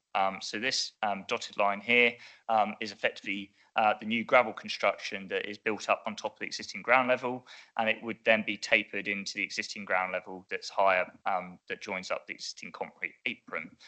Members will note the very limited excavation, which is about 5 centimetres into existing ground, with the remainder being about 150 mil built up above the existing ground level. So in terms of excavations for the limited amount of phase 1 works, it is very minimal. Some photos for members just to show the area of the phase 1 works outlined in the black hatching. So that's looking at the access to Steep Hill Road through the Red Squirrel Land, which is the former caravan park site. And then we've got some photos looking towards the access and the concrete apron off of Steep Hill Road. And this is the gravel track that bends through the site and goes towards the Southern Water pumping station. And that is the end of my presentation. Thank you, Mr. Van Kullenberg. We will now turn to the public speaking elements of this agenda item, but just to reiterate a point I made earlier on in terms of those watching at home and in the public gallery, that you're here purely to observe. The reason I make this point is that obviously some people speaking might otherwise be intimidated by any outbursts, clapping, etc. I think our colleagues here are robust enough in the council, certainly not to have that as an issue, but generally speaking, in the interest of democracy, if I could ask you not to participate. Thank you. We go then to Mr. Daniel James. Mr. James, you have 3 minutes when you start speaking. Thank you. Good evening. I'm speaking on behalf of the Undercliff Community Group, almost 3 years since PTEC was last before this planning committee. This scheme has caused 10 years of planning blight to Flowers Brook and Ventnor without any progress whatsoever. The relevant question this evening is whether the proposed changes to the conditions and the resultant phasing of the development would cause material harm. What is remarkable about this application is that the applicant has made no case. No argument has been made as to why it has not been able to discharge these conditions like any other developer. It simply wants to implement the scheme permanently without discharging the conditions it agreed to 3 years ago. To grant permission for the removal of significant conditions from the proposed phase 1 will be to drastically weaken the planning process. What is the point of the council agreeing conditions with an applicant covering drainage, trees, landscaping, archaeology and ground stability if they can be rephased later? The effect is to turn pre-commencement conditions into post-commencement conditions. Planning policy guidance says this about pre-commencement conditions. The requirements of the condition, including the timing of compliance, are so fundamental to the development permitted that it would otherwise be necessary to refuse the whole permission. As there is no start date for the proposed phase 2, let alone a completion date, the effect of approving this variation will be a permanent planning blight on Flowers Brook and the Ventnor seashore without a commitment to produce any renewable energy. Residents would not know if this open space and protected coastline would be turned into a power station next week, next year, or ever. That is an unacceptable degree of uncertainty for local people. This situation is precisely why planning permissions are designed to lapse when a developer doesn't deliver. To allow this variation without a reasonable case breaks that principle. It doesn't matter that phase 1 is the absolute minimum work anticipated to implement the entire development. The material harm is the ongoing planning blight on Flowers Brook and the seashore, not the access. If PTEC was a serious proposition, there would have been nothing to stop the applicant discharging these conditions. The applicant has chosen to vary the conditions instead of discharging them. As we have seen with PTEC in the past, the effort made is too little, too late. This lack of engagement with the island's planning system should not be rewarded with the very significant concessions being applied for. Section 73 of the Town and Country Planning Act 1990 states that if planning permission should be granted subject to the same conditions as those subject to which the previous permission was granted, they, meaning yourselves, shall refuse the application. That is what local residents are asking the planning committee to do. Please put an end to the blight caused by PTEC. Thank you. Thank you, Mr. James. We turn now to Ms. Maggie Nelms. Ms. Nelms, you have 3 minutes. Thank you.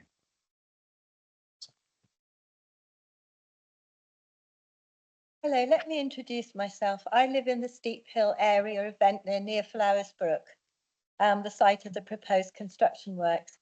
I came to live here about 30 years ago because of the beautiful coastal scenery, the footpaths and the wildlife. It's near the famous Steep Hill Cove. I'm also a climate, wildlife and environmental campaigner of many years. I've volunteered for several wildlife projects on the island, and I'm passionate about renewable energy. So why am I objecting to this renewable energy application? The preconditions that the applicant wants waived. In December 2021, the applicant received permission for this project with preconditions. These preconditions are necessary, standard practice and reasonable. Before any works commence, documents must be submitted to the council and approved, showing how the applicant will protect land stability, guard against pollution, protect trees and hedgerows from damage, protect dormice, red squirrels, badgers and barn owls, all of which I have seen in that vicinity. They must protect archaeology, footpaths and the cliff top meadow, Flowers Brook, a publicly owned space. The applicant gives no reasons why it's requesting 9 variations to the preconditions, nor why it requested these within a few months of the 3-year permission running out on the 14th of December. The applicant states only that it wants the works to commence. It has therefore divided the works into 2 stages. Phase 1 is just the access modification and provision of the required visibility displays. This work is minimal, but it would allow the applicant to commence phase 1 without having to produce all the documents required in the preconditions, and it would secure permission for the whole project. Phase 2, the main construction phase, could be delayed indefinitely. The only explanation for this unusual application is that the applicant lacks the finance for this project and wants to delay it in the hope that it will eventually secure government funding. Is it fair on Ventnor residents to have this project hanging over them for years?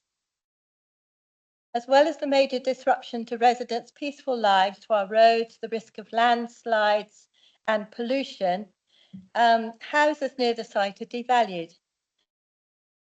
Those who came here for peaceful retirement cannot move away, and this does not apply to me personally, but I am concerned about other people. Council will no longer have control over this project. The applicant could cause all kinds of damage to We'll allow the you to site finish your sentence. If you can be brief, please finish your sentence. Thank you. and the surrounding area, and it could not be held legally responsible for it or made to clean it up. Thank you very much, Ms. Knox. Taxpayers would have to pay. I'm for going the to have to cost. stop you there, I'm afraid, simply because we need to make sure everyone can have a fair hearing according to the guidance. I'm now going to turn to Councillor Blake. Councillor Blake is, just to explain to anyone who might be watching, he's going to speak on 2 separate counts, as it were.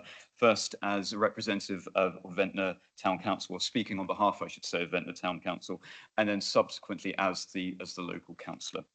Councillor Blake, you have 6 minutes.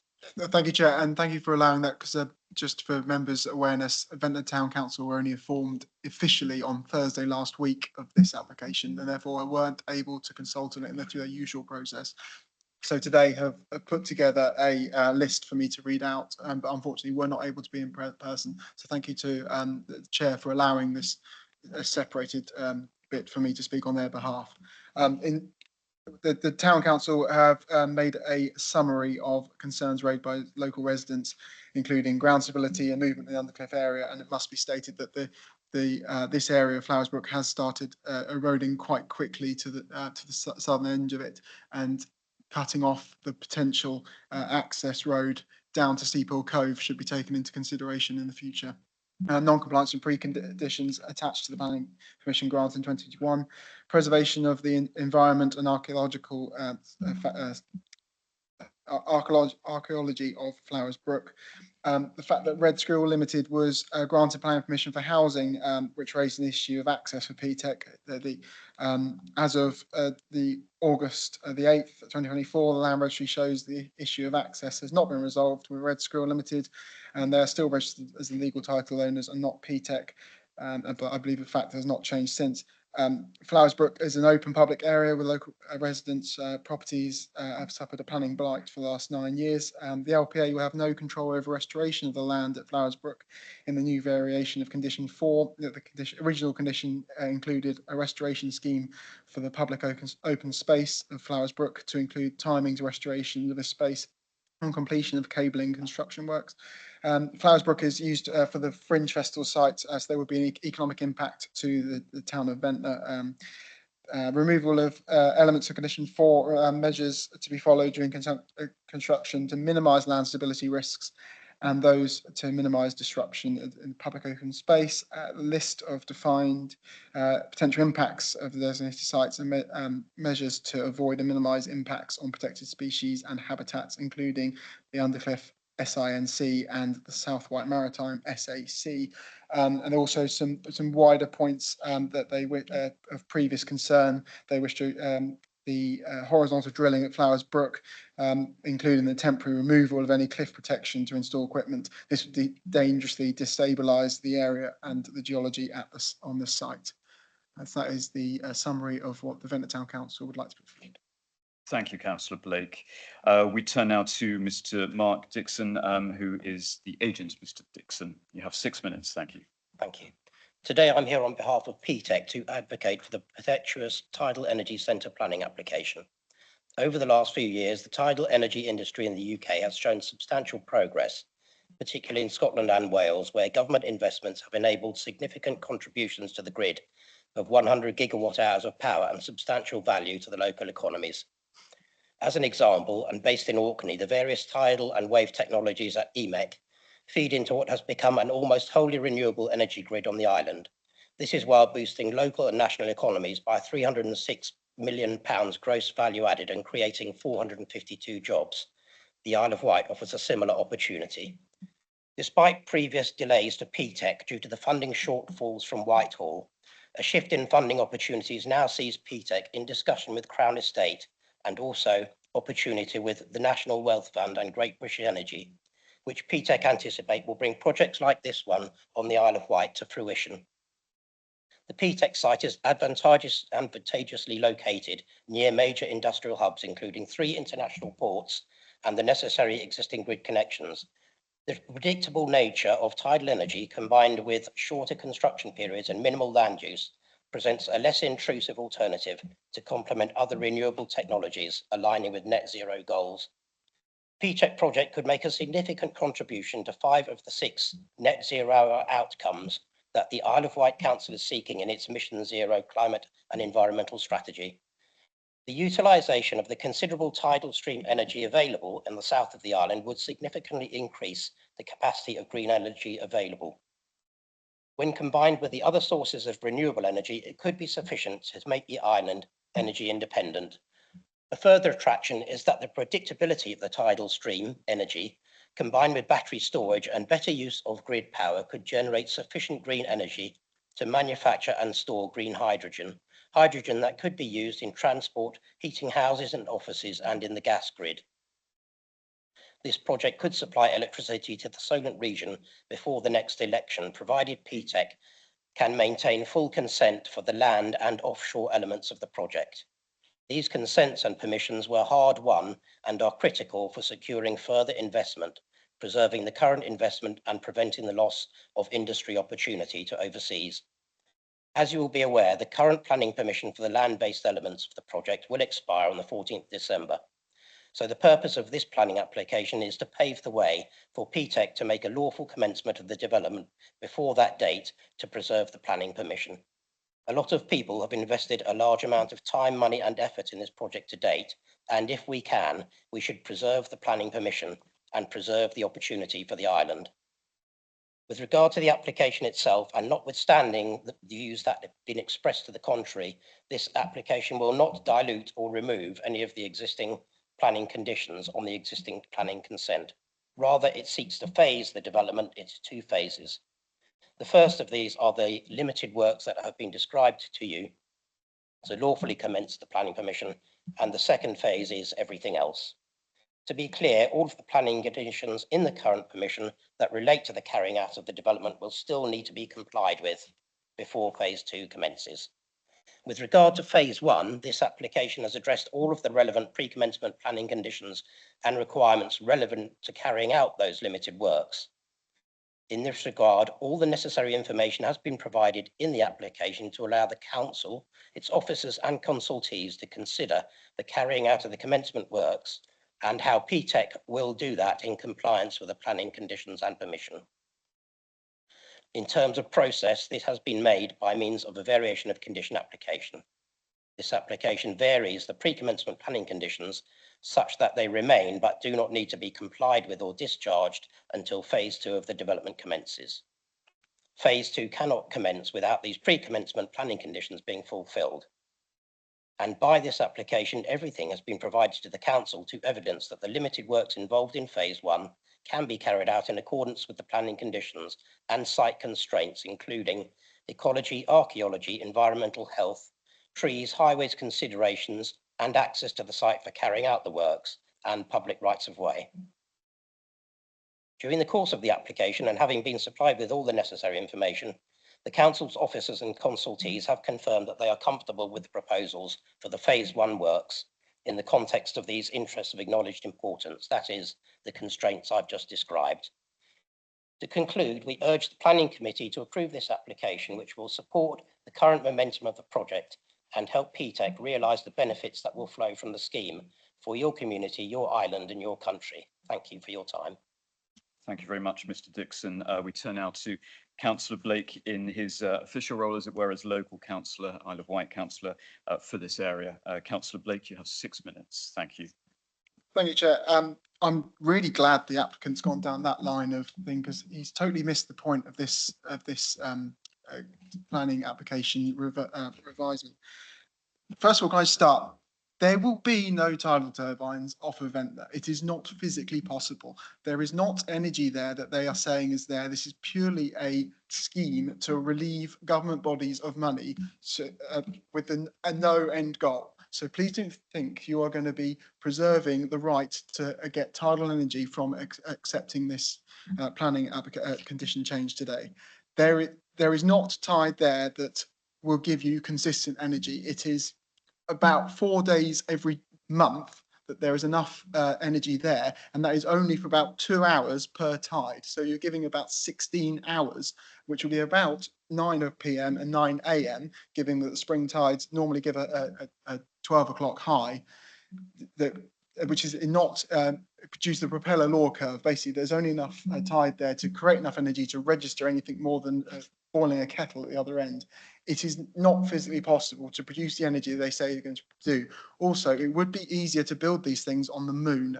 You're down at depths that you can't dive to in an extremely inhospitable area.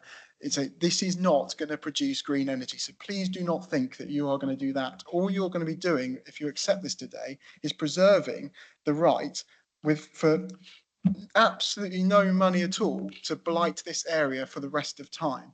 That is going to show up in searches forever. There's already a planning application on the land which is completed phase 1 through Red Squirrel Development, Red Squirrel Limited. They want to build houses on that area, but they can't because this at the moment, this application hangs over their heads. And also the houses will be too close to a future transformer area that's legal. So that is putting them in an awful position. As such, all they've been told by PTEC is that when time comes to it, an offer will be made to buy the land.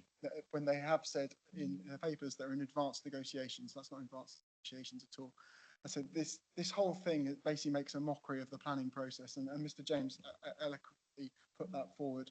What is the point in putting in the pre-commencement planning conditions if you can just turn around and go, actually, we don't want to do those. We just want to put a gate in and a little bit of concrete, and then that be it for the rest of the time. So let's say I urge you to chuck this away, and we can get past the 16th of December and Ventnor will breathe a sigh of relief. Thank you very much. Thank you, Councillor Blake. That concludes the public speaking elements of this agenda item. So we turn now to the question parts of this. If I could just, as I have done before, reiterate, just if we can keep questions, 2 questions, and then we'll move to the debate. Who would like to commence? In which case, Councillor Brodie. I might as well. I don't think I was on the committee when this was originally approved. Must have missed that one. But I'm not going to refer back to that. There is an extant approval at the moment, which is extant for about another 6 weeks. My simple question is, should this be approved, could we put a condition on the time limited phase 2? Thank you. Mr. van Kullenberg. I think my advice is obviously this application looks purely at the conditions. We can't put any more conditions on that more onerous than the original conditions.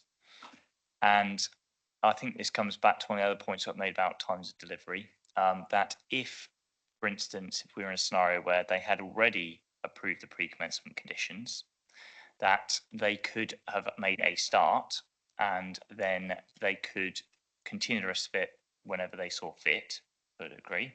And that's the same with all planning applications and all development. So my direct response to your question is my advice would be that it is not a condition that officers would recommend is put on, because it would be more onerous than the current set of conditions on the existing permission. But it's something that you could do if the committee were minded. Thank you. Supplementary. Yes, please. Of course, when the original conditions were put on, one of a better phrase, that had a time limit of 3 years. So I don't necessarily, I mean, there's no answer to this. I don't necessarily see a time limit on a new phase 2 being particularly more onerous than what was already existing on this application. I'm just posing the issue, really. I haven't made my mind up absolutely on this application, but I just think we need to think about that, because we could, in my view, make a decision that phase 2 be time limited to 3 years, which would address the concerns that Mr. James articulated as part of his submission and prevent the blight on this area of Ventnor and St Lawrence. Thank you. Thank you, Councillor Brodie. I'm going to invite Mr. Gard to speak to that point. Mr. Gard. Thank you, Chairman. A very, very brief point, if I can, just on section 73. This is a section 73 application. I'm looking at my colleagues. Thank you. In terms of the way that operates. Now, I can't talk to the likelihood of this eventuality occurring, but when one makes an application under section 73 to vary conditions attached to a planning permission, if permission is granted, subject to conditions, such conditions, in this case, as this planning committee see fit, it actually leaves the original planning permission intact. So you end up with 2 planning permissions on the same site.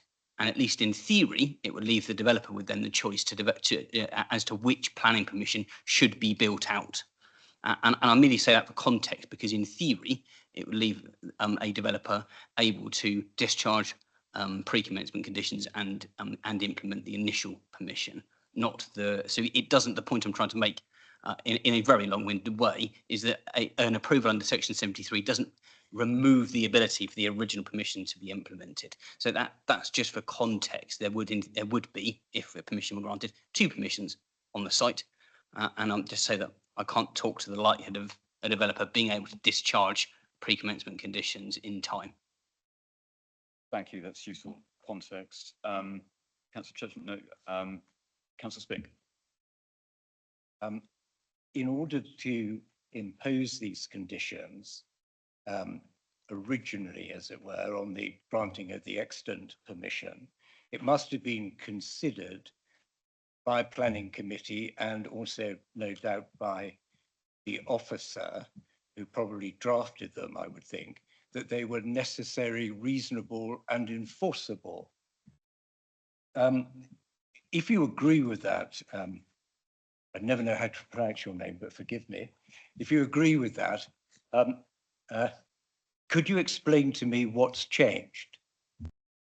Thank you. Is that something you can address? Yes, thank you, Councillor Spink. Yes, officers always take into account 6 tests, so opposing planning conditions. We wouldn't put conditions forward if we didn't consider that 6 tests would be met. So, certainly in terms of the original conditions, we consider they met the 6 tests. I think the issue, and it was raised by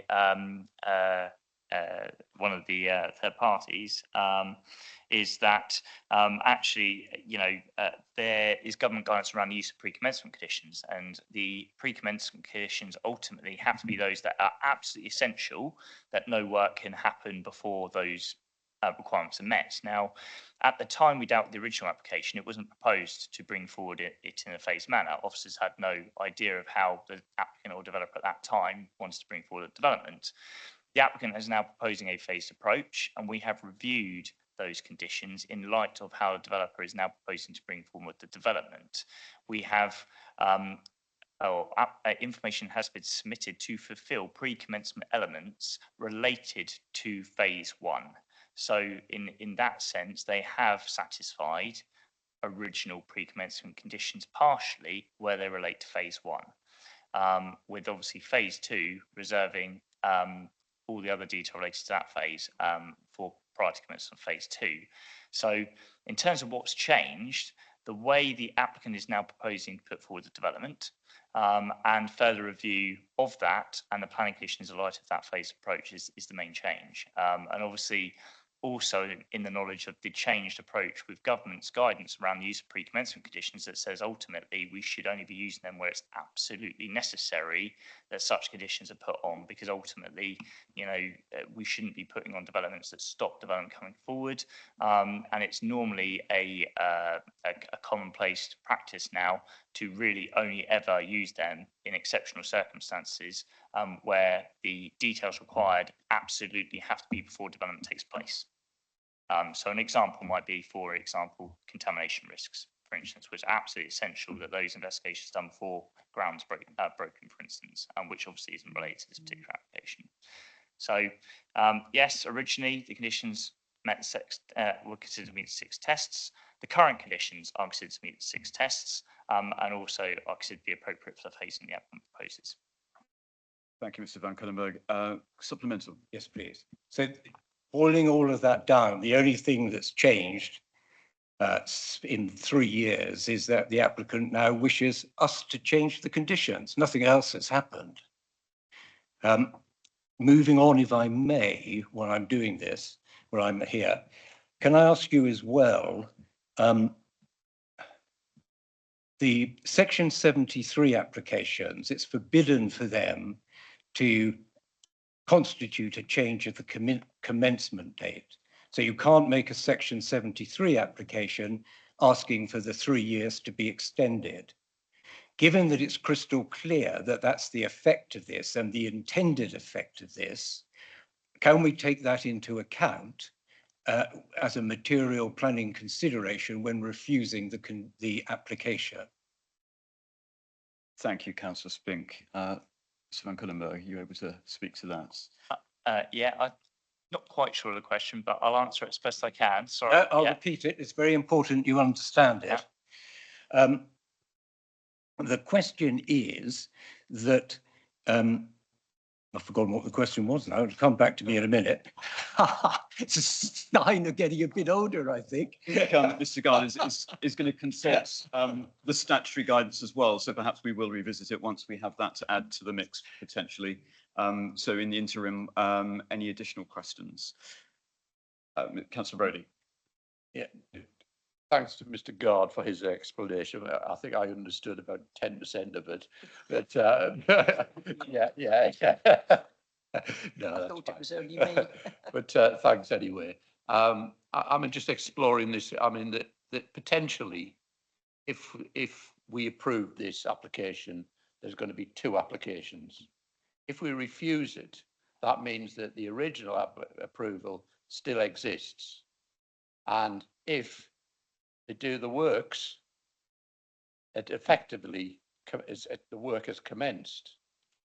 So and again, it still leaves a blight over this whole area because none of the other conditions have been dealt with and could be left for generations. Is that correct? So as Mr. Guard explained, ultimately Section 73 is considering the conditions of which the planning consent has been granted. So planning consent exists. If we were to grant a new approval with amended conditions, that would be a new planning permission with amended conditions.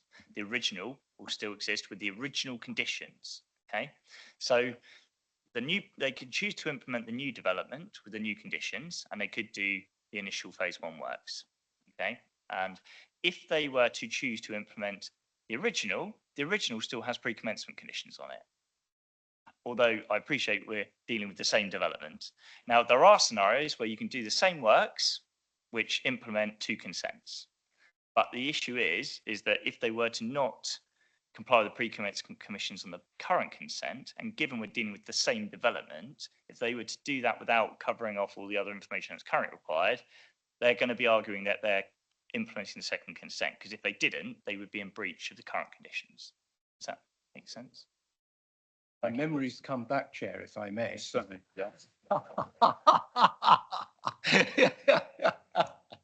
And it was this, I think. It was that Section 73 variations do not allow an extension of the time limit. So you can't put in an application saying, please, can you extend the time limit of 3 years? So my question is, that being so, and it being the case here, that is obviously the purpose of the variation, namely, it's going to run out in about 6 weeks' time. So this is a way round the problem. Is that something as we can take into account as a material planning condition? Because I'd like to refuse this, and but I won't do so unless there are material planning conditions that allow considerations that allow me to do so. Thank you, Councillor Spink. Mr. Garden, if you wanted to speak to that point from okay, we'll go to Mr. Van Sollenberg first. Councillor Spink, for clarifying.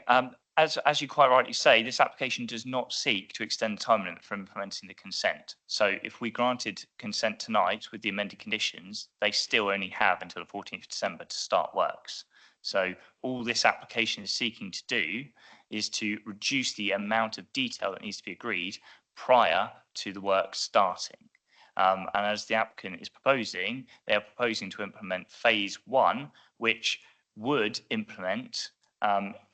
constitute a commencement of the original consent. The only difference being is that at the moment, there is more pre-commencement detail requirements relating to other elements of the development that currently need to be satisfied before that work is started. So all this application is seeking to do is to agree elements to enable a start to be made, but that start still has to be made at the same time that the current development has to be started. It does not extend the time for commencement of development. Yes, thank you. I'll invite Mr. Guard to speak first, and then the supplemental to you, Councillor Spink. Mr. Guard. Just an observation here on how Section 73 operates. I'm reading from the statute here. So this talk says that on an application under Section 73 being made, the local planning authority shall consider only the question of the conditions subject to which the planning permission should be granted. And then it goes on and says, and if they decide that planning permission should be granted subject to conditions differing from those subject to which the previous permission was granted, or that it should be granted unconditionally, they shall grant the planning permission accordingly. And if they, the local planning authority, decide that planning permission should be granted subject to the same conditions as those subject to which the previous permission was granted, they shall refuse the application. It seems to me that that is the test that falls to this committee, is if the committee decide that the planning permission should be granted subject to the same conditions that were attached to the original planning permission, then there is a duty on this planning committee to refuse the application. And on the flip side, if you decide that planning permission should be granted subject to conditions differing from those which were previously attached, it shall be granted. And the detail around that forms part of the officer's report to you. Thank you, Mr. Guard. Councillor Spink. In the light of Mr. Guard's response, My view is, I think, on that basis, that it is a material planning consideration, and we would be entitled to refuse if we think that's appropriate. So I don't need to ask a supplementary question unless that's denied. No, thank you. I mean, I think it's clearly, that, as we've had before, two competing regimes, as it were, as in what falls to us as planning committee, and that ambit and that discretion is actually very wide. And I think it's clearly for every decision maker to form in their own minds what they consider to be material, actually irrespective of what potentially officers had advised. And there's also the other point, which is simply when you take a plurality of issues together, collectively, they might form a material planning consideration. But with that in mind, I'll look to any additional questions before, as it were, we open the debate. In which case, we will start with the debate proper. I don't know if there's anyone who wants to kick things off. Councillor Churchman. Yes, I'm very concerned about this. I've always believed we should have got in tidal power donkeys years ago. That's another argument. But it does concern me that the local councillor, as we all know, is a fisherman. Now, he understands the tides, the flows and everything else. And if he is saying that there isn't, in fact, enough time in going,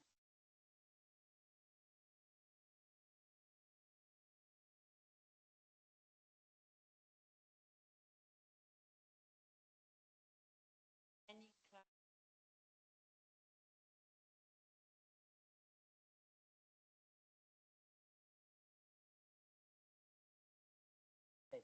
but I'm seriously concerned, nasty feeling that we've been. Oh, thank you, Chair. Additional comment. Thank you, Councillor Stewart. Some years ago in government, I actually dealt with renewable energy, supporting renewable energies in terms of inward investment and outward trade. We looked at solar, we looked at wind, we looked at geothermal, we looked at tidal, we looked at wave power. The one which was most problematical was tidal in these sort of conditions, simply because the engineering is so complex, so heavy, that actually making it economically feasible was virtually impossible. Recently, there was a minor little issue about an Exxon pipeline, people may recall. And I had a look again, just in case I'd missed anything out. As far as I'm aware, there has been basically no real changes to the economic case tidal power. It is simply uneconomic. I'm not sure whether that's of any direct assistance to this particular application, I'm afraid, but I think it has to be said. Thank you. Councillor Palin. Thank you. Whilst no official comment was made on the planning portal for the reasons mentioned through the Town Council, I do support the comments made by Councillor Blake on behalf of the Town Council. I have also spoken with several of them in the last 48 hours, and some of the concerns that were raised by the Town Council themselves was that the pre-commencement conditions are being watered down. And if they aren't, it would then mean that PTEC had not lawfully started work before that commencement date, meaning that application would lapse. If the applicant would have to go through the full application again, there would be the additional step from the Town Council understanding. They'd have to also go forward with biodiversity net gain, which is now in regulation as of last year. There's also arguments there's no good reason to allow the weakening of the pre-commencement conditions, as the applicants done nothing over the last 3 years on these conditions, or 9 years overall, to actually make this scheme deliverable, and ultimately it's unlikely to deliver any renewable energy on this site. It continues to be a blight on the Flowers Brook and current surrounding residential properties. There's obviously major concerns by the Town Council in relation to the stability of land surrounding Ventnor and outer areas. Obviously, there's been massive landslips on Bonchurch, Hunt Road, and so on. Massive concerns there from the Town Council on behalf of the community around the conditions themselves, asking for them not to be reneged on, and also the instability of the land is a major concern for them as well. Thank you, Councillor Palin. Councillor Price, followed by Councillor Spear. Councillor Price. Thank you, Chairman. Effectively, what we are looking at, in simple terms, is either proving this in line with officers' recommendations, which gives 6 weeks for the applicant to implement the removed conditions or the down conditions, or we have the option of simply refusing it and referring back to the original conditions and sticking hard and fast to those conditions, equally giving them 6 weeks to scheme. However, there are a couple of things that I think probably should be spoken about. Yeah, everyone, 1 minute everyone wants green energy, the next minute they don't, when it doesn't suit them. You know, whether this project is viable or not, I haven't the expertise to understand that, and I wasn't involved in the original decision. And understanding all of the aspects of what would make this viable, obviously is not what the decision is tonight. Effectively, I think whatever we do tonight is probably going to kill this project off, and that kills the council's investment in this project, which I think originally was about £1 million, wasn't it? So, you know, we do have to bear that in mind as councillors, that the council did invest in this scheme. But also go back to the agent's suggestion that it could make the Isle of Wight energy independent. I've never heard something so ridiculous in my life, because that energy won't be used over here. It will go to the grid. We won't see any of it. It won't give us some silver bullet to be cut off from the rest of the country and us just have sea and wind turbines producing all our energy. It's not going to happen. It's not going to make energy cheaper. We'll still be paying through the nose to all the energy companies. So those comments are just complete and utter fantasy. I'm minded to, in one sense, stick with the officer's recommendation, because that's probably what we should do. But equally, I think I'll listen to what other members have got to say in the debate as to whether maybe another proposal comes forward to refuse it, in line with what was approved just under 3 years ago. Thank you. Thank you, Councillor Price. Councillor Spink. The original, the current, as it were, pre-development conditions were not particularly onerous. All in the last 3 years, virtually, the applicant had to do was to produce the relevant reports. And if the applicant can't produce the relevant reports in nearly 3 years, does not bode well, in my view.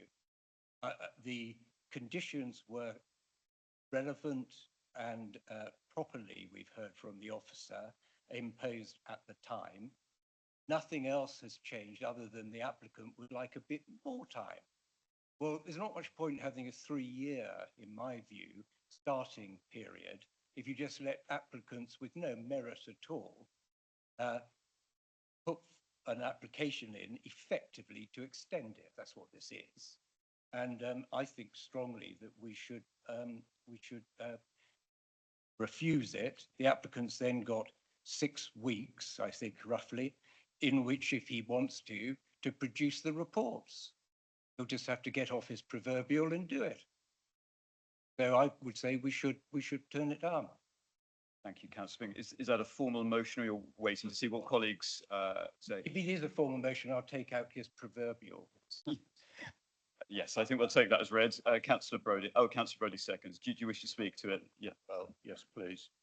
Yes, you know, I mean, it's quite a confusing situation, but I recall this application being at a planning committee well before I was ever a member, sometime between 2013 and 15. I suspect it was when then Councillor Steve Stubbins spoke eloquently at the planning committee against the application on behalf of local residents.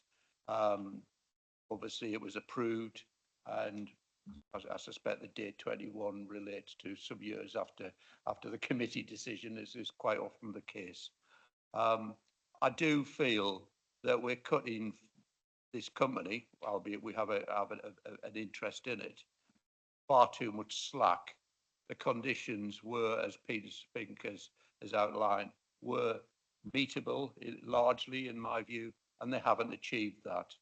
I think to allow them just to do the phase 1 before the 14th of December and leave the rest open-ended, and I don't seem to be able to put a time limit on that, which I would have liked to have done, is, as Mr. James quite rightly said, and Ms. Nelm said, is going to blight the local area. And I think that's unacceptable for this committee to do that to people. If there's no time limit, I'm not interested. So therefore, I second Councillor Spink's proposal that we refuse this. And I urge people to support that. Thank you. Thank you, Councillor Brodie. I appreciate that there's now a formal motion, as it were, before us, but I will continue if there are colleagues who wish to speak. Councillor Critchison, Councillor Price, Councillor Quirk. Councillor Critchison. I just wanted to say that I think after the last application, we were all very keen to approve the one before, to look at renewable energy solutions and hope that this would come forward and that actually we would see some sort of development on this. But I worry that the changing of these conditions, I wonder what it's going to set for other applications, and it just seems really irregular from what we've experienced here before. So it does make me worry about doing that and leaving this as a kind of example of what could happen to other applications going forward, because I'd like to have seen it sort of started by now, and it feels very late in the day for this to have come forward, and that there should have been some action before now. Thank you. Thank you, Councillor Critchison. Councillor Price, followed by Councillor Quirk. Councillor Price. Thank you, Chairman. Yeah, I mean, just to reiterate, I think it's 11th hour desperation by the applicant. They've had 3 years to prepare all of this. They could have ticked off some boxes. They could have even come armed tonight with some of those boxes ticked off, which would have made it easier for us to vote in line with the officer recommendation. But there seems to just have been nothing done, let's face it. So I will certainly support the refusal. Thank you, Councillor Price. Councillor Quirk. The costs for doing the sorts of studies that need to be done are in the tens of thousands of pounds, not the millions of pounds. If the developers haven't got that sort of investment to start off with, one has to query whether anything is ever going to happen. By removing the pre-commencement conditions, what we'll see is that some harass fencing goes up and wall gets knocked down, and a portaloo gets put in there, and they say they've started, and that's it. And we've seen that on other sites, and that's totally inappropriate, and I don't think we should be parties to supporting that. Thank you, Councillor Quirk. Any additional colleagues wish to speak? So if I'm just going to take advice for a moment.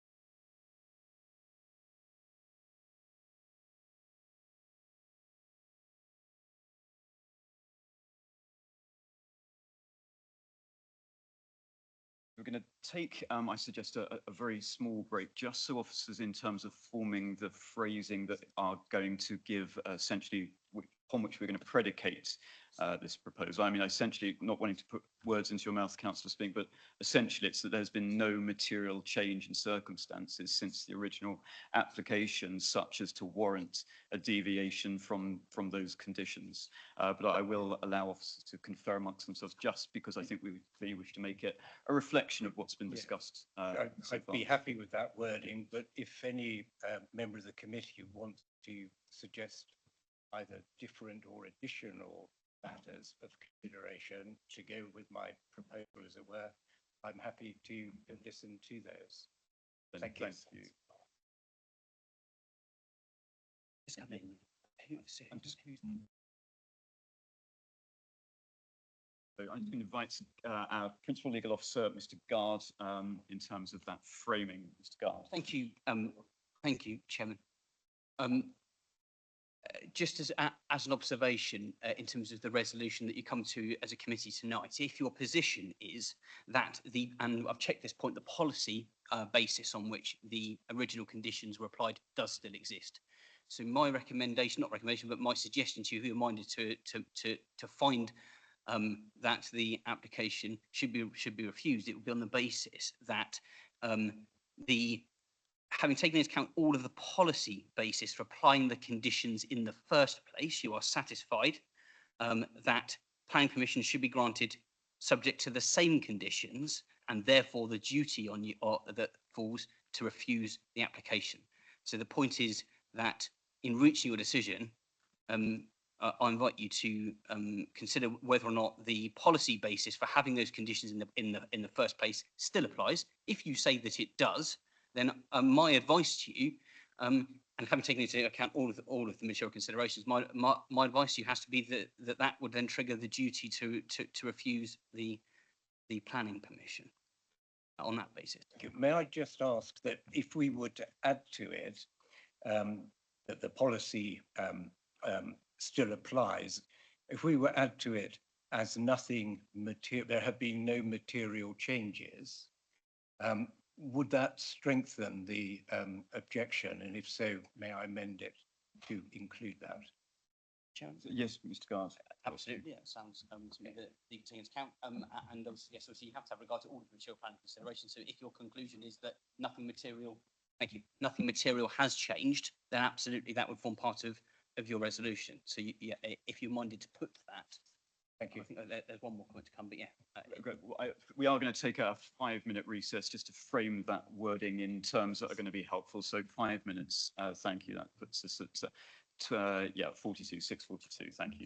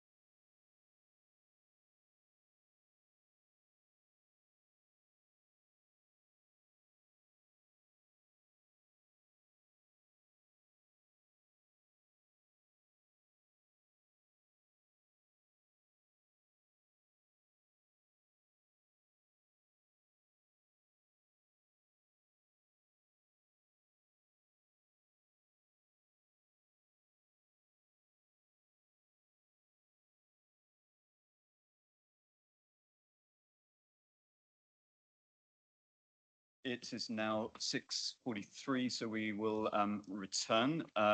We now have a form of, I could call the meeting to order, ladies and gentlemen. And I do have a gavel, but I'm loath to use it. Thank you. I can call everyone to order. We now have a proposed form of words, which I'm going to invite Mr. Bolter to read and for councillors Spink and Councillor Brodie to consider. Mr. Bolter. Thank you, Chair. So in terms of what we've heard and what we've understood from the discussion, we believe that a form of wording to form a reason for refusal would be as follows. There have been no changes that were material to the original permission, and further, the policy basis for applying the original conditions remain, and therefore permission should be granted subject to those conditions. Therefore, in accordance with section 73 2B of the Town and Country Planning Act 1990, the application must be refused. Thank you, Mr. Bolter. Are you happy with that? I am happy with that, and thank you to Mr. Bolter for wording that in such an attractive way. Thank you. Thank you, Councillor Spink. Councillor Brodie. Excellent. In which case we will go to the vote unless colleagues have anything further to say. This is going to be a named vote as we are going against officer recommendations. So I will hand over to Ms. Bartlett. Is that the form, or shall I'll just go around. Councillor Brodie. For. Councillor Churchman. Yes. Yes, yes. For the motion. Yeah. Councillor Critchison. Councillor? Councillor Price? For. Councillor Quirk? For. Councillor Spink? For. Councillor Stewart? For. And in keeping with my convention, as it were, I'm going to abstain. Thank you. In which case the application is refused. That concludes this agenda item. We will move on then to members' questions. Does anyone have any questions that they wish to ventilate? Councillor Stewart, then Councillor Churchman, Councillor Stewart. One very simple question. I recently called in a development in my area that was refused. I'd be grateful if the department could tell us how many small scale developments have been called in and how many have been accepted for discussion by the planning committee, and I don't expect anybody to come up with that immediately. Thank you, Councillor Stewart. I hear Mr. Bolter making sounds of essentially diligence, so I don't know if there's something that you can say in regards to that. You have the statistics before you. Perhaps whilst Mr. Bolter does so, we'll go to Councillor Churchman. Councillor Churchman. Well, mine isn't really a question, right? The last couple of weeks I've been delivering my ward leaflets, and I am amazed and appalled that we are still building estates with letterboxes. I don't know how we approach this, but somehow could planning devise a scheme of talking to architects, planners? Letterboxes are appalling draft things. Why on earth in this day and age are we having front doors with letterboxes literally on the floor or at this level? Can I suggest that from an eco-friendly point of view, think of the power, the energy saving of not having a letterbox, think of the cost saving of not producing front doors with letterboxes in them, and then have the box on the wall. As I say, it's not a question, but somehow I just feel we need to push this forward. Thank you. Thank you, Councillor Churchman. I'll certainly make sure that is reflected in the minutes. I don't think there's necessarily anything officially we can do as committee, except to direct our minds perhaps to it, and when developers come before us to make that point. Councillor Brodie. Yeah, I've got a question, but just to endorse that, me and my team have just finished delivering my 59th ward newsletter in nearly 20 years. And I often wonder why you have to have a letterbox. In my house, there's a letterbox. It's secured down. It has a sign on it saying, please use the post box that's fixed to the wall. And I'm quite happy with that. And if we could do things like that would help. My question is, I read something in the local media recently regarding an application that was approved by this committee some time ago, a solar farm between Newport and Wooden off Staplers Road, I think between Staplers Road and Bristlesford Road. I think that's the application. And there was a reference to the fact that there'd been an application for a judicial review, and that the permission, the approval of that application had been withdrawn by this authority. Now, is that normal? Shouldn't that be referred to the committee if they made the decision, or have I got the report entirely wrong, or did in fact the media get it entirely wrong? Thank you. Thank you, Councillor Brodie. Mr. Bolter, you wish to speak to that point? Yes, thank you, Chair. Yes, the local media reports are correct. We did receive a pre-action letter advising us of a third party's intention to judicially review the decision made by the LPA in relation to that particular application. It was an application that was made that covered a number of grounds, most of which the professional officers, in conjunction with the legal team and having taken external legal advice, felt we could sufficiently challenge or defend if needed. However, there was a single particular point that we considered based on case law and our understanding of processes that we simply would not be able to defend. So in light of that, I made the decision to move forward through to for the quashing of that decision to enable the application, along with further information to be provided back to the planning committee, and that application will be, I anticipate, back in front of the committee within the next couple of meetings. It is unfortunate that the news came out this way, because it had been intended that we have a press release to be issued covering this matter, which would have put a bit more information into the public domain when it first got airtime. But unfortunately, that was out of our control. Thank you, Chair. Thank you, Mr. Bolter. Thank you, supplementary, yes. I mean, what I would stress from Mr. Bolter is, I think, given that that was a decision made by this committee, before any press release or anything happens, at the very least, members of this committee should be informed of that and given the reasons why. I don't expect to read about it in the media, whether it's officially from the Isle of Wight Council or from whatever other source it came. And this is something that is raised regularly by members of the council, particularly those of us who aren't members of the ruling administration, that quite often we hear about things through the media before we've been told, which is quite embarrassing quite a lot of the time. And certainly when I read this, you know, I thought, well, I remember going on the site visits and everything. I remember discussing that application, etc., and to find out that it had been withdrawn. And obviously, there are more than one judicial reviews, and I'm particularly concerned about another judicial review, as Mr. Gard knows, you know, that we'll get an outcome on eventually. I would despaired to have found out that something had been permission had been withdrawn just because a judicial review went in without having a good reason. Thank you very much.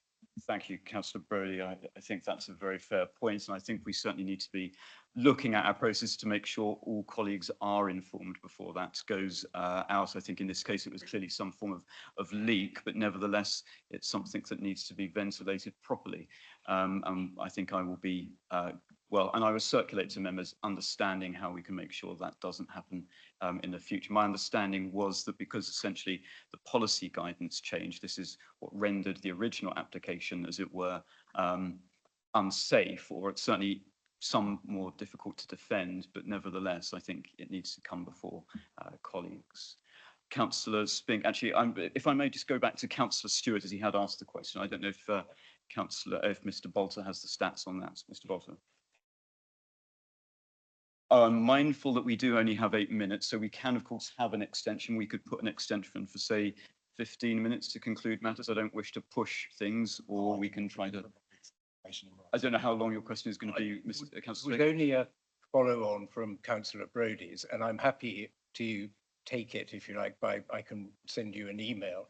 It was simply that and I won't expect a reply now, but simply so that people know, I wonder if we shouldn't take it one step further, and that planning committee should be involved in the decision to withdraw in light of the judicial review. I mean, it is a decision taken by planning committee, and I'd always understood, perhaps wrongly, that decisions taken by planning committee could only be revoked by planning committee.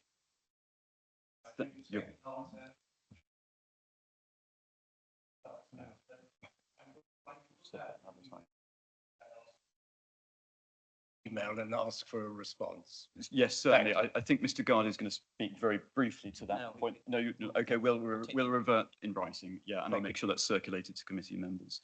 Mr. Bolter, regarding Councillor Stewart's question. Yes, thank you, Chair. So since records began in terms of call-in requests and following change in process instigated by Councillor Garrett as Chair of Corporate Scrutiny, I can confirm the following: that 47 call-in requests have been made, of which 23 of those relate to major applications and 24 relate to non-major applications, so smaller applications of the type that you were describing, Councillor Stewart. And of those, 17 were overcome, where the issues cited in the call-in request were overcome by dialogue. 5 of those where they were partially overcome by dialogue, and 21 where they were not. And what that has meant is that of the call-in requests considered by the chair of the planning committee, and I'm just going to go with very simple, broad, rounded up and down numbers, 27% of call-in requests were agreed, 27% were not agreed, and 46% where the chair consideration was not applicable. Thank you, Chair. Thank you. When did that data set, what was the time commencing, what range does it cover? That was from, I know you said Councillor Garrett's changes one to help people when that was. Yeah, thank you, Chair. So that goes back to August 2022. Thank you very much. I will perhaps ask that to be circulated as well, perhaps the data set wider to drill down on an annual basis. Councillor Brodie, mindful we only have 5 minutes left. Very quickly, I could have sworn that our constitution said was amended at the start of this council to ensure that the chair of planning was involved in consideration of all of those things, and then you gave me a figure of 46% there where it wasn't considered appropriate.